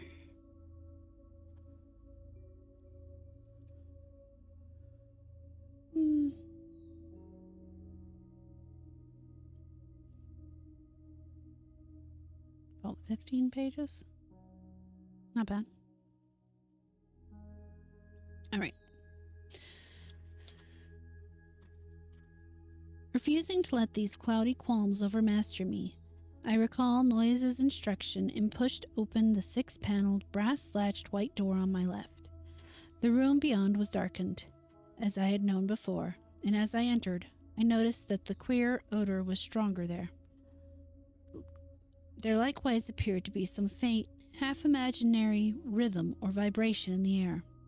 For a moment, the closed blinds allowed me to see very little, but then a kind of apologetic hacking or whispering sound drew my attention to the great easy chair on the farther, darker corner of the room.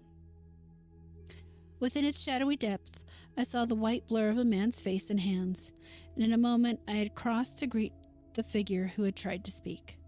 Dim though the light was, I perceived that this was indeed my host. I had studied the Kodak picture repeatedly, and there could be no mistake about this firm, weather-beaten face with a cropped, grizzled beard. But as I looked again, my recognition was mixed with sadness and anxiety, for certainly this face was that of a very sick man. I felt there must be something more than asthma behind that strange, rigid, immobile expression and unwinking, glassy stare, and realized how terribly the strain of his frightful experiences must have told on him. Was it not enough to break any human being, even a younger man than this intrepid delver into the forbidden? The strange and sudden relief, I feared, had come too late to save him from something like a general breakdown.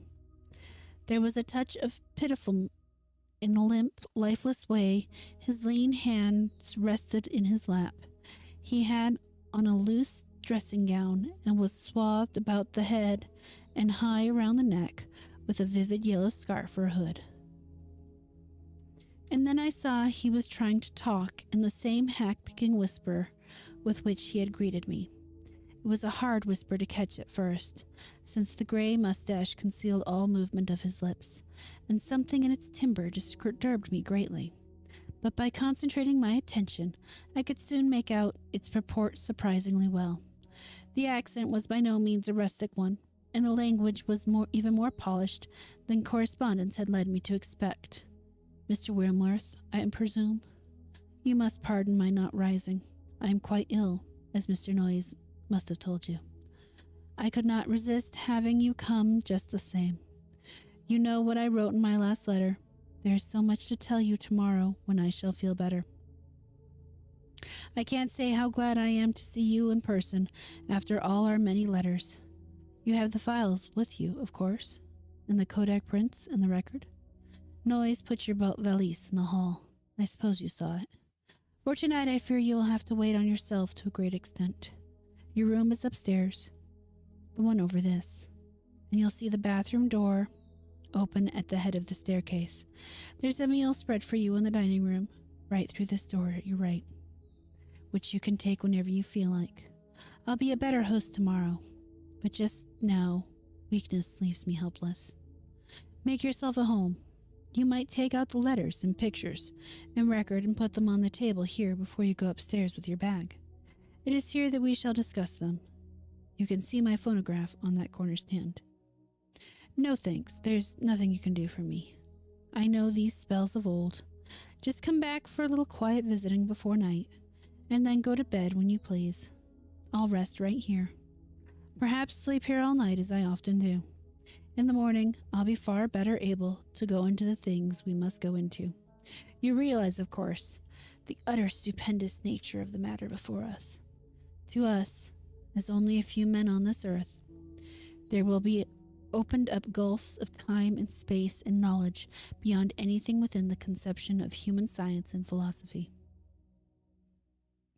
Do you know that Einstein is wrong, and certain objects and forces can move with a velocity greater than that of light? With proper aid, I expect to go backwards and forwards in time and actually see and feel the earth of remote past and future epochs. You can't imagine the degree to which those beings have carried science.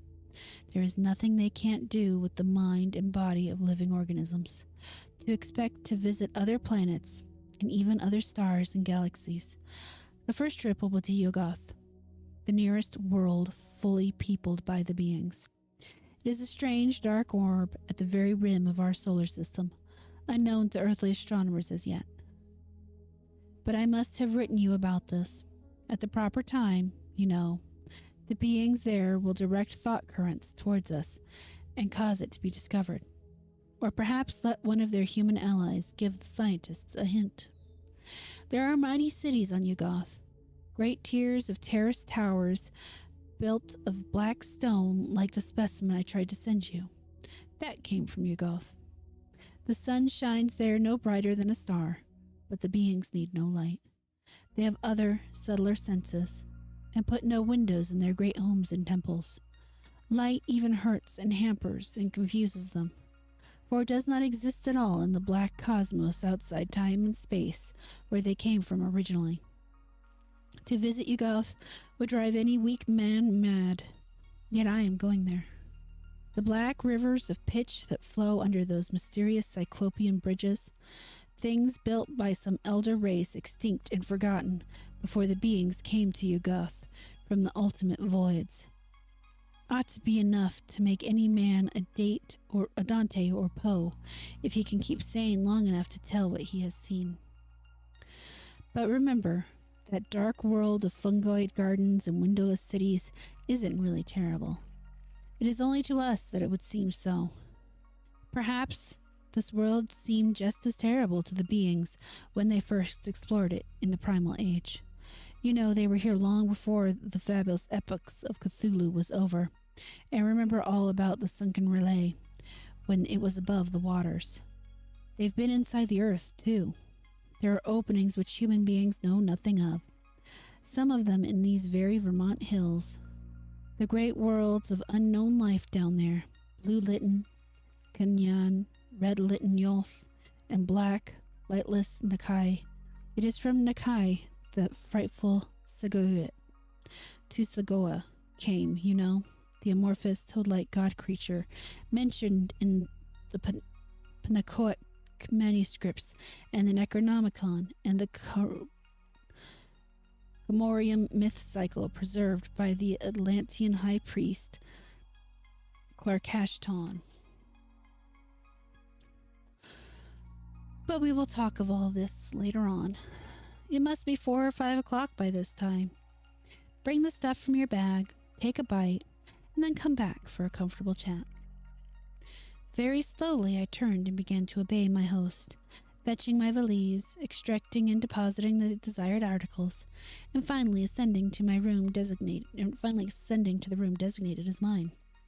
With the memory of that roadside claw print fresh in my mind, Akeley's whispered paragraphs had affected me queerly, and the hints of familiarity with this unknown world of fungus life, forbidden Yuggoth, made my flesh creep more than I cared to own. I was tremendously sorry about Akeley's illness, but had to confess that his hoarse whisper had a hateful as well as pitiful quality. If only he wouldn't gloat so about Yuggoth and its black secrets. My room proved a very pleasant and well-furnished one, devoid alike of the musty odor and disturbing sense of vibration, and after leaving my valise there, I descended again to greet Akeley and take the lunch he had set out for me. The dining room was just beyond the study, and I saw that a kitchen L extended still further in the same direction. On the dining table, an ample array of sandwiches, cake, and cheese awaited me, and a thermos bottle beside a cup and saucer testified that the hot coffee had not been forgotten. After a well-relished meal, I poured myself a liberal cup of coffee, but found that the culinary standard had suffered a lapse in this one detail. My first spoonful revealed a faintly unpleasant acrid taste so I did not take more. Throughout the lunch, I thought of Akeley sitting silently in the great chair in the darkened next room. Once I went in to beg him to share the repast, but he whispered that he couldn't eat nothing yet. Later on, just before he slept, he would take some malted milk, all that he ought to have that day. After lunch, I insisted on clearing the dishes away and washing them in the kitchen sink, incidentally emptying the coffee that I had not been able to appreciate. Then, returning to the darkened study, I drew up a chair near my host's corner and prepared for such conversation as he might feel inclined to conduct. The letters, pictures, and records were still on the large center table, but for the nonce we did not have to draw upon them. Before long, I forgot even the bizarre odor and curious suggestions of vibrations. I have said that there were things in some of Akeley's letters, especially the second and most voluminous one, which I would dare not quote or even form into words on papers. This hesitancy applies with still greater force to the things I heard whispered in that evening in the darkened room among the lonely haunted hills. Of the extent of the cosmic horrors unfolded by that raucous voice, I cannot even hint. I had known hideous things before, but what he had learned since making his pact with the outside things was almost too much for sanity to bear. Even now, I absolutely refuse to believe what he implied about the constitution of ultimate infinity, the juxtaposition of dimensions, and the frightful position of our known cosmos of space and time in the unending chain of linked cosmos atoms, which make up the immediate supercosmos of curves, angles, immaterial and semi-material electronic organization. Never was a sane man more dangerously close to the arcana of basic entity. Never was an organic brain nearer to utter annihilation in the chaos that transcends form and force and symmetry. I learned whence Cthulhu first came and why half the great temporary stars of history had flared forth. I guessed from hints which made even my informant pause timidly, the secrets behind the Magellanic clouds, globular nebulae, and black truths veiled by the immemorial allegory of Tau. The nature of the doles was plainly revealed, and I was told the essence, although not the source, of the hounds of Tyndalos. The legend of Yig, father of serpents, remained figurative no longer, and I started with loathing when told of the monstrous nuclear chaos beyond angled space which the Necronomicon had mercifully cloaked under the name of Azathoth. It was shocking to have the foulest nightmares of secret myth cleared up in concrete terms whose stark, morbid hatefulness exceeded the boldest hints of ancient and medieval mystics. Ineluctably, I was led to believe that the first whisperer of these accursed tales must have had discourse with Akeley's outer ones, and perhaps have visited outer cosmic realms as Akeley now proposed visiting them. I was told of the black stone and what it implied, and was glad that it had not reached me. My guesses of those hieroglyphics had been all too correct, and yet Akeley now seemed reconciled to the whole fiendish system he had stumbled upon. Reconciled and eager to probe further into the monstrous abyss. I wonder what beings he had talked with since his last letter to me, and whether many of them had been as human as that first emissary he had mentioned. The tension in my head grew insufferable, and I built up all sorts of wild theories about the queer, persistent odor and those insidious hints of vibration in the darkened room. Night was now falling, and as I recalled what Ickley had written me about those earlier nights, I shuddered to think there would be no moon.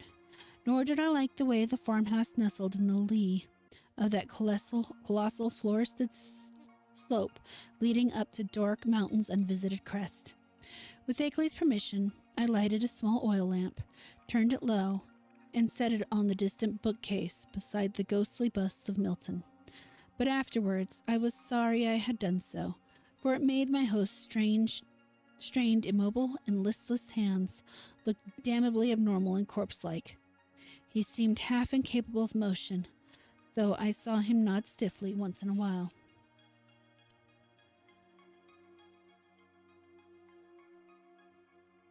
I appreciate that, Avery, though there are definitely words in here I do not know.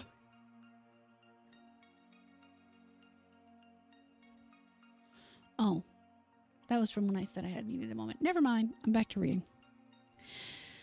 I need a drink.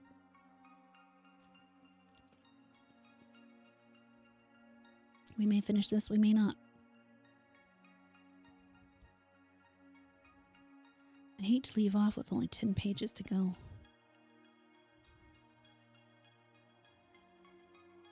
And we'll see. After what he had told, I could scarcely imagine what profounder secrets he was saving for the morrow. But at last it developed that his trip to Yugoth and beyond, and my own possible participation in it, was to be the next day's topic. You must have been amused by the start of horror I gave at hearing a cosmic voyage was on my part proposed, for his head wobbled violently when I shewed my fear. Subsequently, he spoke very gently of how human beings might accomplish, and several times had accomplished, the seemingly impossible flight across the interstellar void. It seemed that complete human bodies did not indeed make the trip, but that the prodigious surgical, biological, chemical, and mechanical skills of the outer ones had found a way to convey human brains without their concomitant physical structures. Ooh. There is a harmless way to extract a brain and to keep the organic residue alive during its absence. The bare, compact, cerebral matter was then immersed in an occasionally replenished fluid with an ether-tight cylinder of a metal mined in Yugoth. Certain electrodes reaching through and connecting at will with elaborate instruments capable of duplicating the three vital faculties of sight, hearing, and speech. For the winged fungus beings to carry the brain cylinders intact through space was an easy matter. Then, on every planet covered by their civilization, they would find plenty of adjustable faculty instruments capable of being connected with the encased brain, so that after a little fitting, these traveling intelligences could be given a full sensory and articulate life, albeit a bodiless and mechanical one, at each stage of their journeying through and beyond the space-time continuum. It was as simple as carrying a phonographic record about and playing it wherever a phonograph of the corresponding make exists. And of its success there could be no question. Akeley was not afraid. Had it not been brilliantly accomplished again and again? For the first time, one of the inert, wasted hands raised itself and pointed stiffly to a high shelf on the farthest side of the room. There, in a neat row, stood more than a dozen cylinders of metal I had never seen before. Cylinders about a foot high and somewhat less in diameter, with three curious sockets set in isosceles triangle over the front convex surface of each. One of them was linked at two of the sockets to a pair of singular-looking mechanisms that stood in the background. Of their purport I did not need to be told, and I shivered with ague. Then I saw the hand point to a much nearer corner, where some intricate instruments with attached cords and plugs, several of them much like the two devices on the shelf behind the cylinders, were huddled together. "There are 4 kinds of instruments here, Wilmarth," whispered the voice. 4 kinds, 3 faculties each. Makes 12 pieces in all. You see, there are 4 different sorts of beings presented in those cylinders up there. 3 humans, 6 fungoid beings who can't navigate space corporally, 2 beings from Neptune. God, if you could see the body this type had on its own planet. And the rest, entities from the central caverns of an especially interesting dark star beyond the galaxy. In the principal outpost outside Round Hill, you'll now and then find more cylinders and machines. Cylinders of extra-cosmic brains with different senses from any we know, allies and explorers from the outermost outside, and special machines for giving them impressions and expressions in the several ways suited at once to them and to the comprehensions of different types of listeners. Round Hill, like most of the being's main outposts all throughout the various universes, is a very cosmopolitan place. Of course, only the more common types have been lent to me for experiment. Here, take the 3 machines I point to and set them on the table. The tall one with the 2 glass lenses in the front, then the box with the vacuum tubes and surrounding board, and now the one with the metal disc on top. Now for the cylinder with the label B67 pasted on it. Just stand in that Windsor chair to reach the shelf. Shelf heavy? Never mind. Be sure of the number, B67. Don't bother that fresh, shiny cylinder, joined with the 2 testing instruments. The one with my name on it. Set B67 on the table near where you've put the machines, and see that the dial switches on all 3 machines is jammed over to the extreme left. Now connect the cord with the lens machine and the upper socket on the cylinder. There. Join the 2 machines to the lower left-hand socket and the disc apparatus to the outer socket. Now move all the dials and switches on the machine over to the extreme right. First the lens one, then the disc one, and then the tube one. That's right. I might as well tell you that this is a human being, just like any of us. I'll give you a taste of some of the others tomorrow. Okay, that's a little loud. There. To this day, I do not know why I obeyed those whispers so slavishly, or whether I thought Akeley was mad or sane. After what had gone before, I ought to have been prepared for anything. But this mechanical mummery seemed so like the typical vagaries of crazed inventors and scientists that it struck a chord of doubt which even the preceding discourse had not excited. What the whisperer implied was beyond all human belief. Yet were not the other things still farther beyond and less preposterous only because of their remoteness from tangible concrete proof? As my mind reeled amidst the chaos, I became conscious of a mixed grating and whirring from all 3 of the machines lately linked to the cylinder. A grating and whirring which soon subsided to a virtual noiselessness. What was about to happen? Was I to hear a voice? And if so, what proof would I have that it was not some cleverly concocted radio device talked into by a concealed but closely watching speaker? Even now, I am unwilling to swear just what I heard, or what phenomenon really took place before me, but something certainly seemed to take place. Hey, Kaser. I had a bad experience. You know what? I'm not bothered. I'm sorry, Kaser. I hope you're doing okay.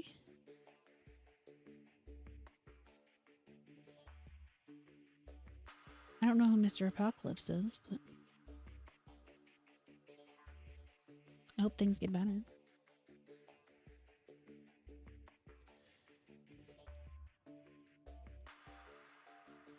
To be brief and plain, the machine with the tubes and sound box began to speak, and with a point and intelligence which left no doubt that the speaker was actually present and observing us. The voice was loud, metallic, lifeless, and plainly mechanical in every detail of its production. It was incapable of inflection or expressiveness, and scraped and rattled on with a deadly precision and deliberation. Hey, Dave. Mr. Wilmarth, it said, I hope I do not startle you. I am a human being like yourself, though my body is now resting safely under proper vitalizing treatments inside Round Hill, about 1.5 miles east of here. I myself am here with you. My brain is in that cylinder that I see, hear, and speak through these electronic vibrators. In a week I am going across the void, as I have been many times before, and I expect to have the pleasure of Mr. Ackley's company. I wish I might have yours as well, for I know about you by sight and reputation, and have kept close track of your correspondence with our friend. I am, of course, one of the men who have become allied with the outside beings visiting our planet. I met them first in the Himalayas, and have helped them in various ways. In return, they have given me experiences as few men have ever had. Do you realize what it means when I say I have been on 37 different celestial bodies, planets, dark stars, and less definable objects, including 8 outside our galaxy and 2 outside the curved cosmos of space and time? All this has not harmed me in the least. My brain has been removed from my body by fissions so adroit that it would be crude to call the operation surgery. The visiting beings have methods which make these extractions easy and almost normal. One's body never ages when the brain is outside of it. The brain, I may add, is virtually immortal with its mechanical facilities and limited nourishment supplied by occasional changes of the preserving fluid. Altogether, I hope most heartily that you will decide to come with Mr. Ackley and me. The visitors are eager to know men of knowledge like yourself, and to shew them the great abysses that most of us have had to dream about in fanciful ignorance. It may seem strange at first to meet them, but I know you will be above minding that. I think Mr. Noyes will go along too, the man who doubtlessly brought you up here in his car. He has been one of us for years. I suppose you recognized his voice as one of those on the record Mr. Ackley sent you. At my violent start, the speaker paused a moment before concluding. So, Mr. Wilmarth, I will leave the matter to you, merely adding that a man with your love of strangeness and folklore ought never to miss such a chance as this. There is nothing to fear. All transitions are painless, and there is much to enjoy in a wholly mechanized state of sensation. When the electrodes are disconnected, one merely drops off to a sleep of especially vivid and fantastic dreams. And now, if you don't mind, we might adjourn our session until tomorrow. Good night. Just turn all the switches back to the left. Never mind the exact order, though you might let the lens machine be last. Good night, Mr. Ackley. Treat our guests well. Ready now with those switches? That was all. I obeyed mechanically and shut off all 3 switches, though dazed with a doubt of everything that had occurred. My head was still reeling as I heard Ackley's whispering voice tell me that I might leave all the apparatus on the table just as it was. He did not essay any comment on what had just happened, and indeed, no comment could have conveyed much to my burdened faculties. I heard him telling me that I could take the lamp to use in my room, and deduced that he wished to rest alone in the dark. It was surely time he rested, for his discourse in the afternoon and evening had been such as to exhaust even a vigorous man. Still dazed, I bade my host good night, and went upstairs with the lamp, although I had an excellent pocket flashlight with me. I was glad to be out of that downstairs study with the queer odor and vague suggestions of vibration, yet I could not, of course, escape a hideous sense of dread and peril and cosmic abnormality as I thought of the place I was in and the forces I was meeting. The wild, lonely region, the black, mysterious forested slope towering so close behind the house, the footsteps in the road, the sick, motionless whisperer in the dark, the hellish cylinders and machines, and above all, the invitation to strange surgery and stranger voyaging. These things, all so new and in such sudden succession, rushed in on me with a cumulative force which sapped my will and almost undermined my physical strength. To discover that my guide Noyes was the human celebrant in that monstrous bygone Sabbath ritual on the phonograph record was a peculiar shock. I thought I had previously sensed a dim, repellent familiarity in his voice. Another special shock came from my own attitude towards my host whenever I paused to analyze it. For as much as I had instinctively liked Akeley as revealed in his correspondence, I now found that he filled me with a distinct repulsion. His illness ought to have excited my pity, but instead it gave me a kind of shudder. He was so rigid and inert and corpse-like, and that insistent whispering was so hateful and unhuman. It occurred to me that this whispering was different from anything else of the kind I had ever heard. That despite the curious motionlessness of the speaker's mustache-screened lips, it had a latent strength and carrying power remarkable for the wheezing of an asthmatic. I had been unable to understand the speaker when wholly across the room, and once or twice it seemed to me that faint but penetrant sound represented not so much the weakness as deliberate repression. From what reason I could not guess. For the first I had felt a disturbing quality in their timbre. Now when I tried to weigh the matter, I thought I could trace the impression to a kind of subconscious familiarity like that which made Noyce's voice so hazily ominous. But where had I encountered the thing it hinted at was more than I could tell.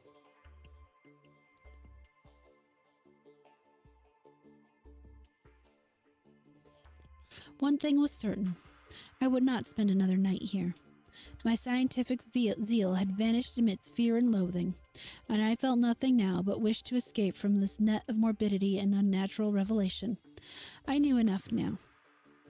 It must indeed be true that cosmic linkages do exist, but such things are surely not meant for normal human beings to meddle with. Blasphemous influences seemed to surround me and press chokingly on my senses. Sleep, I decided, would be out of the question. So I merely extinguished the lamp and threw myself on the bed fully dressed. No doubt it was absurd, but I kept ready for some unknown emergency. Gripping in my right hand the revolver I had brought along, and holding the pocket flashlight in my left. Not a sound came from below, and I could imagine how my host was sitting there with cadaverous stiffness in the dark. Somewhere I heard a clock ticking, and was vaguely grateful for the normality of the sound. It reminded me, though, of another thing about the region which disturbed me: the total absence of animal life. There was certainly no farm beasts about, and now I realized that even the accustomed night noises of wild living things were absent. Except for the sinister trickle of distant, unseen waters, that stillness was anomalous, interplanetary, and I wonder what star-spawned, intangible blight could be hanging over the region. I recalled from old legends that dogs and other beasts had always hated the outered ones, and thought of what those tracks in the road might mean.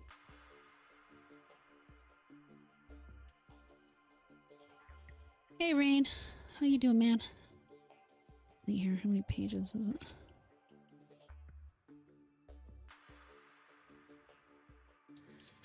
We got 1, 2, 3, 4, 5, 6. Oh, I think I can make it 8 pages.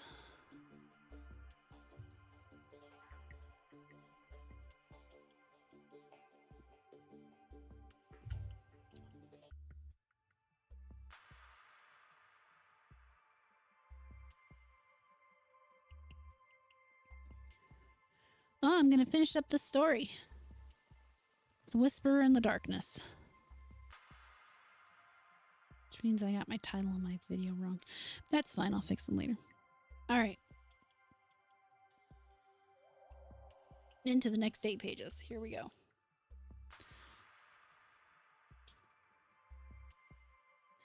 Do not ask me how long my unexpected lapse into slumber lasted, or how much of what ensued was a sheer dream. If I tell you that I awaked at a certain time and heard and saw certain things, you will merely answer that I did not wake then, and that everything was a dream until the moment when I rushed out of the house and stumbled to the shed where I had seen the old Ford, and seized the ancient vehicle for a mad, aimless race across the haunted hills which had at last landed me, after hours of jolting and winding through the forest-treated labyrinths, in a village which turned out to be Townsend. You will of course of course discount everything else in my report and declare all the pictures, record sounds, cylinder and machine sounds, and kindred evidences which were bits of pure deception practiced on me by the missing Henry Akeley. You will even hint that he conspired with other eccentrics to carry out a silly and elaborate hoax, that he had the express shipment removed at Keene, and that he had Noyes make the terrifying Rax recording. It is odd, though, that Noyes had not even yet been identified. Now, he was unknown of any of the villagers near Ackley's place, though he must have been frequently in the region. I wish I had stopped to memorize the license number of his car. Or perhaps it is better, after all, that I did not. For I, despite all you can say, and despite all I sometimes try to say to myself, know that loathsome outside influences must be lurking there in the half-unknown hills. And those influences have spies and emissaries in the world of men. To keep as far as possible from such influences and such emissaries is all I ask of life in the future. When my frantic story sent a sheriff's posse out to the farmhouse, Akeley was gone without a trace. His loose dressing gown, yellow scarf, and foot bandages lay on the study floor near his corner easy chair, and it could not be decided whether any of the other apparel had vanished with him. The dogs and livestock were indeed missing, and there were some curious bullet holes both on the house's exterior and on some of the walls within. But beyond this, nothing unusual could be detected. No cylinders or machines, none of the evidences I had brought in my valise, no queer odor or vibration sense, no footprints in the road, and none of the problematic things I had glimpsed at the very last. I stayed a week in Brattleboro after my escape, making inquiries among people of every kind who had known Akeley, and the results convinced me that the matter is no figment or dream or delusion. Akeley's queer purchase of dogs and ammunition and chemicals and the cutting of his telephone wires are matters of record, while all who knew him, including his son in California, concede that his occasional remarks on strange studies had a certain consistency. Solid citizens believed he was mad, and he unhesitatingly pronounced all reported evidences mere hoaxes devised with insane cunning and perhaps abetted by eccentric associates. But the lowlier country folk sustained his statements in every detail.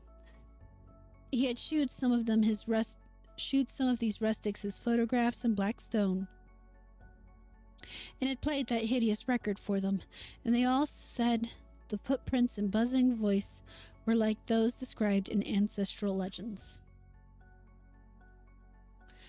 They said, too, that suspicious sights and sounds had been noticed increasingly around Akeley's house after he found the black stone, and that the place was now avoided by everybody except the mailman and other casual, tough-minded people.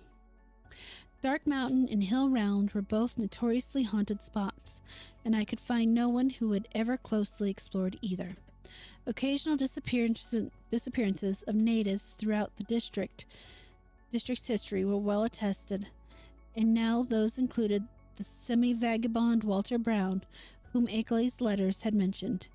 I even came upon one farmer who thought he had personally glimpsed one of the queer bodies at the flood time in the swollen West River, but his tale was too confused to be really valuable. When I left Brattleboro, I resolved to never go back to Vermont, and I feel quite certain I shall keep my resolution. Those wild hills are surely the outpost of a frightful cosmic race, as I doubt all the less since reading a new 9th planet has been glimpsed beyond Neptune. Just as those influences had said it would be glimpsed. Astronomers, with a hideous appropriateness they little expect, have named this thing Pluto. I feel, beyond question, that this is nothing less than Nighted Yuggoth, and I shiver when I try to figure out the real reason why its monstrous denizens wish it to be known in this way at this especial time. I vainly try to assure myself these demonic creatures are not gradually leading up to some new policy hurtful to the earth and its normal inhabitants. But I have still to tell of the ending of that terrible night in the farmhouse. As I have said, I did finally drop into a troubled doze, a doze filled with bits of dreams which involved monstrous landscape glimpses. Just what awakened me I cannot yet say. But that I did indeed awake at this given point, I feel very certain. My first confused impression was of a steadily creaking floorboards in the hall outside my door, and of a clumsy, muffled fumbling at the latch. This, however, ceased almost at once, so that my really clear impressions began with the voices heard from the study below. There seemed to be several speakers, and I judged they were controversially engaged.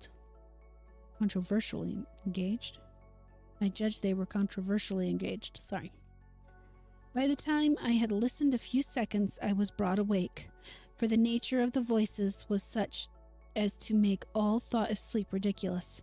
The tones were curiously varied, and no one who had listened to that accursed phonograph record could harbor any doubt about the nature of at least two of them. Hideous though the idea was, I knew I was under the same roof with nameless things from abysmal space.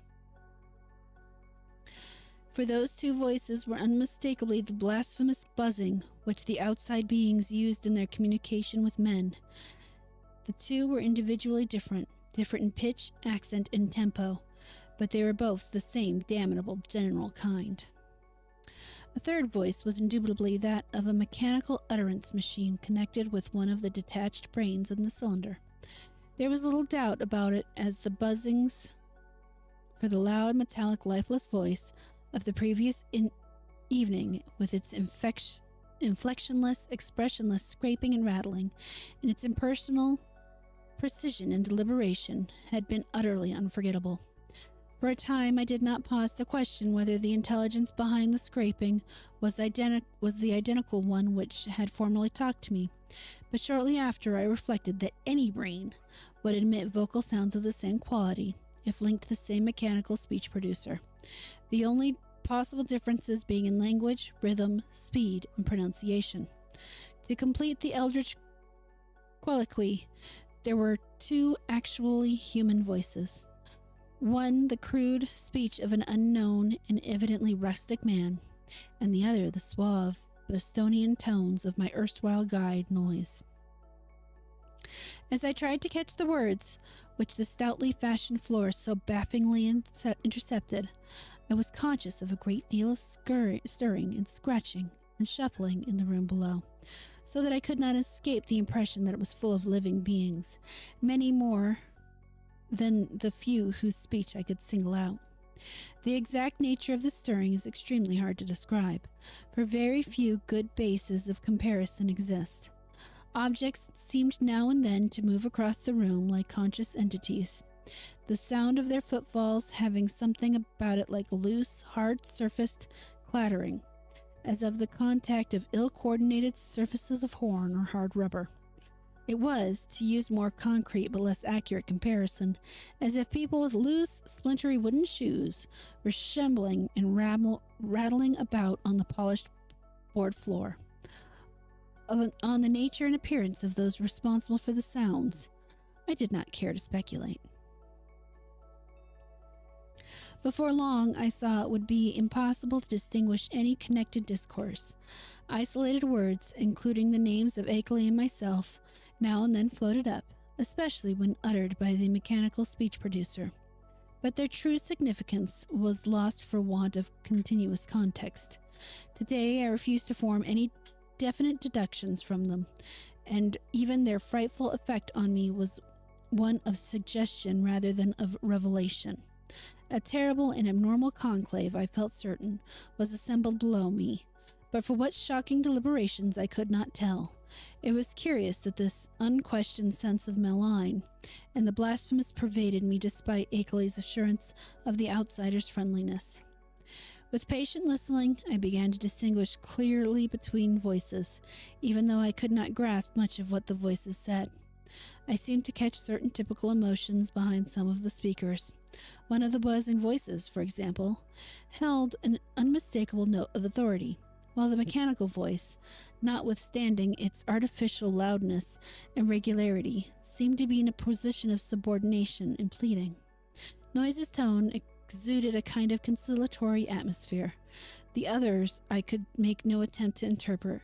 I did not hear the familiar whisper of Akeley, but well knew that such a sound could never penetrate the solid flooring of my room. I will try to set down some of the few disjointed words and other sounds I caught, labeling the speakers of the words as best I know how. It was from the speech machine that I first picked up a few recognizable phrases.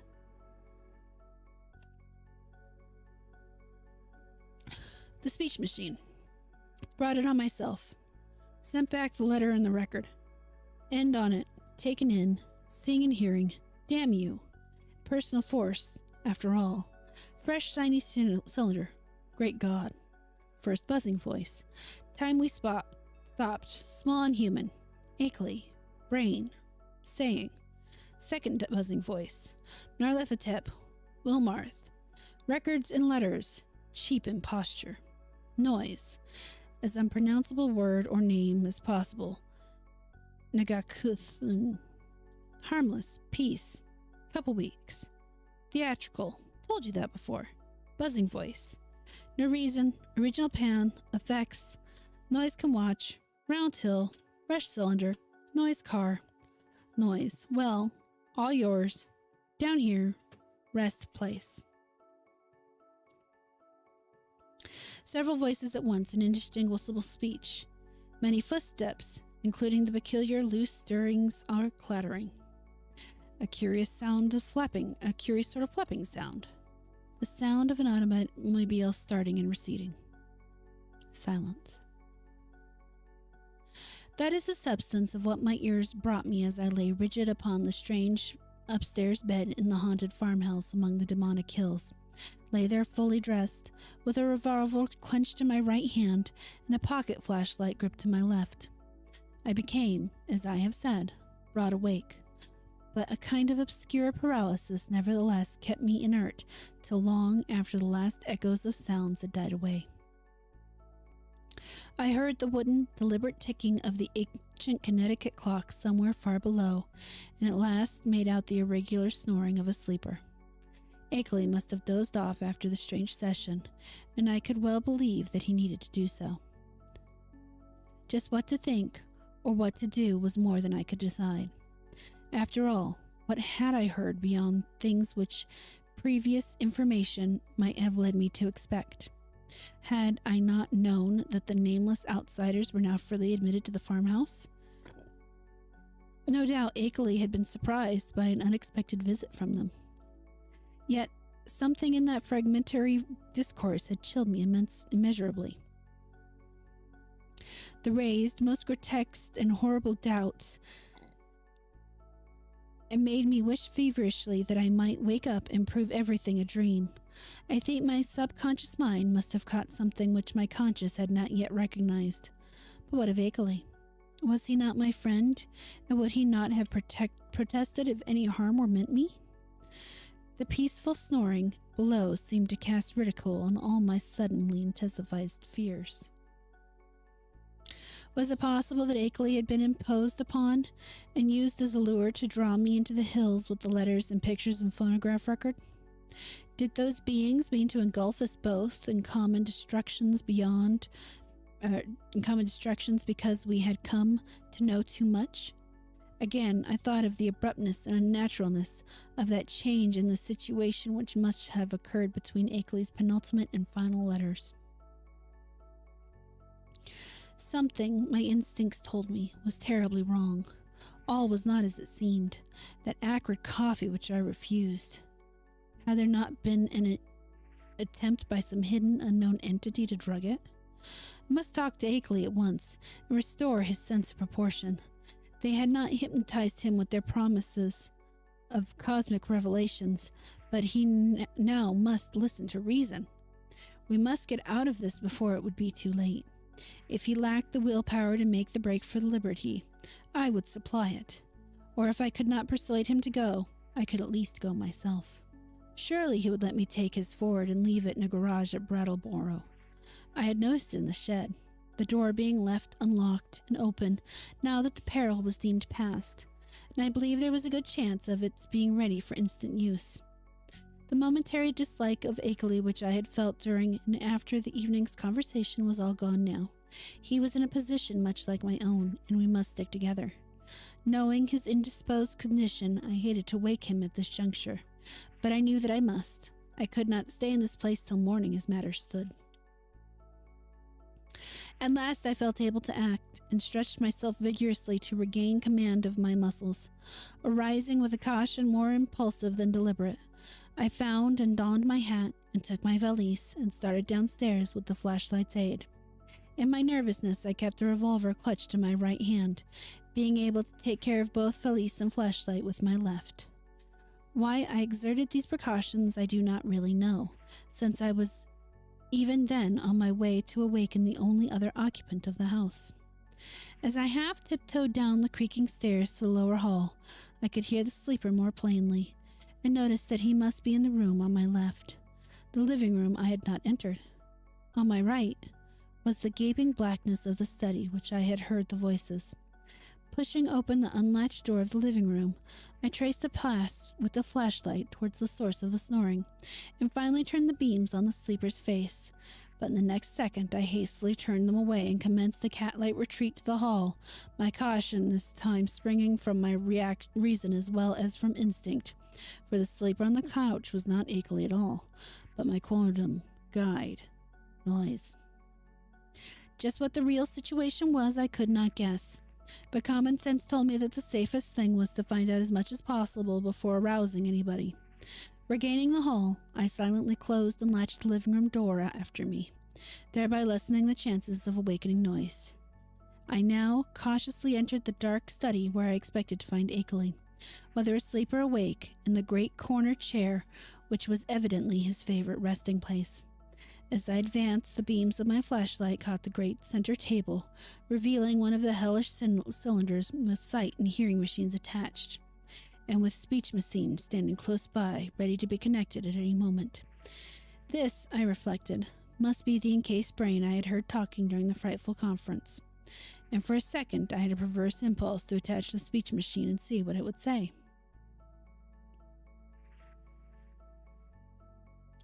It must, I thought, be conscious of my presence even now, since the sight and hearing attachments could not fail to disclose the rays of my flashlight and the faint creaking of the floor beneath my feet. But in the end I did not dare meddle with the thing. I saw that it was the fresh, shiny cylinder with Akeley's name on it, which I had noticed on the shelf earlier in the evening, and which my host had told me not to bother.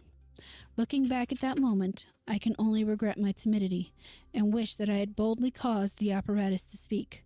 God knows what mysteries and horrible doubts and questions of identity it might have cleared up, but then it may be merciful that I left it alone. From the table I turned my flashlight to the corner where I thought Akeley was, but found to my perplexity that the great easy-chair was empty of any human occupant, asleep or awake.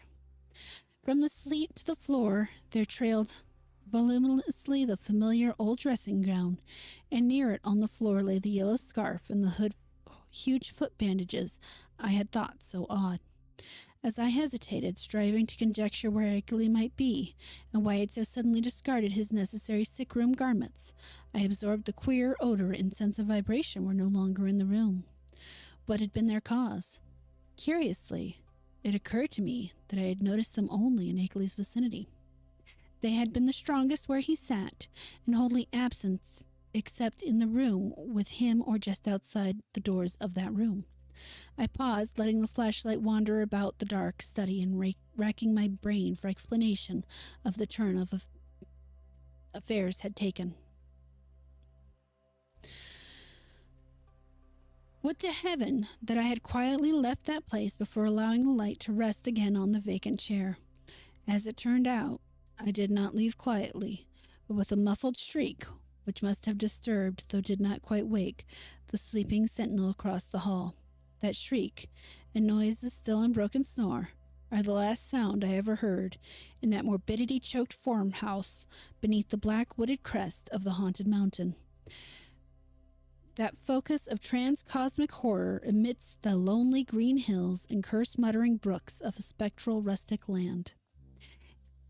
It is a wonder that I did not drop the flashlight, valise, and revolver in my wild scramble, but somehow I failed to lose any of these. I actually managed to get out of that room and that house without making any further noise, and to drag myself and my belongings safely into the old floor in the shed, and to set that archaic vehicle in motion towards some unknown point of safety in the black, moonless night. The ride that followed was a piece of delirium out of Poe or Rimbaud, or the drawings of Dore. But finally I reached Townsend, and that is all. If my sanity is still unshaken, I am lucky. Sometimes I fear what the years will bring, especially since that new planet Pluto has been so curiously discovered. As I have implied, I let my flashlight return to that vacant easy chair after its circuit of the room, then noticing for the first time the presence of certain objects in the seat, made inconspicuous by the adjacent loose folds of the empty dressing gown. These are the objects, 3 in number, which the investigator did not find when they came later on. As I said at the outset, there was nothing of actual visual horror about them. The trouble was in what they led one to infer. Even now I have my moments of half-doubt, moments in which I half accept the skepticism of those who attribute my whole experience to dream and nerves and delusion. The 3 things were damnably clever constructions of their kind, and were furnished with ingenious metallic clamps to attach them to organic developments which I dare not form any conjecture. I devoutly hope, that they were the waxen products of a masterful artist, despite what my innermost fears tell me. Great God, that whisper in the darkness with its morbid odors and vibration. Sorcerer, emissary, changeling, outsider, that hideous repressed buzzing. And all the time in that fresh, shiny cylinder on the shelf, poor devil, prestigious surgical, biological, chemical, and mechanical skill. For the things in the chair, perfect to the last, subtle detail of microscopic resemblance or identity, were the face and hands of Henry Wentworth Akeley.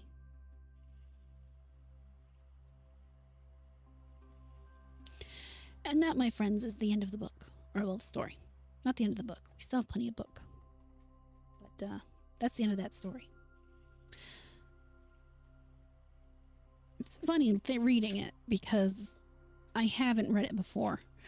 But the description of the, of the brain jar reminds me of the brains in Futurama, as well as the head jars of Futurama. I think it's kind of cool. Kind of reminds you of a bunch of little things, really, when you think about it. But going through the stories, it really gives you a little more insight on the effect. No, that's the wrong word. Impact. Lovecraft's works. Oh, you've never watched Futurama, Avery? That's my favorite series. Sheep was kind enough to get it for me for Christmas. When I finally get the membership set up, I may have to do that as part of my membership stuff. I love Futurama. But listen to a non-person's perspective. I'm only 23. You are Fry. Futurama is possibly the greatest animated show. You're 24 now. Well, happy late birthday. Congrats on getting older. It happens to us all, unfortunately. Oh, my shoulders. Shut up and take my money. Exactly. Yeah. Futurama has a lot of interesting scientific and science fiction, fantasy. There's so many references in that show. It's ridiculous. Thank you. Wearing my big boy pants now. I saw that Yaira shirt you were wearing at the gym. That one's really cool. No, you're there. You are seeing on only your messages, but that's because I'm in 2 different chats.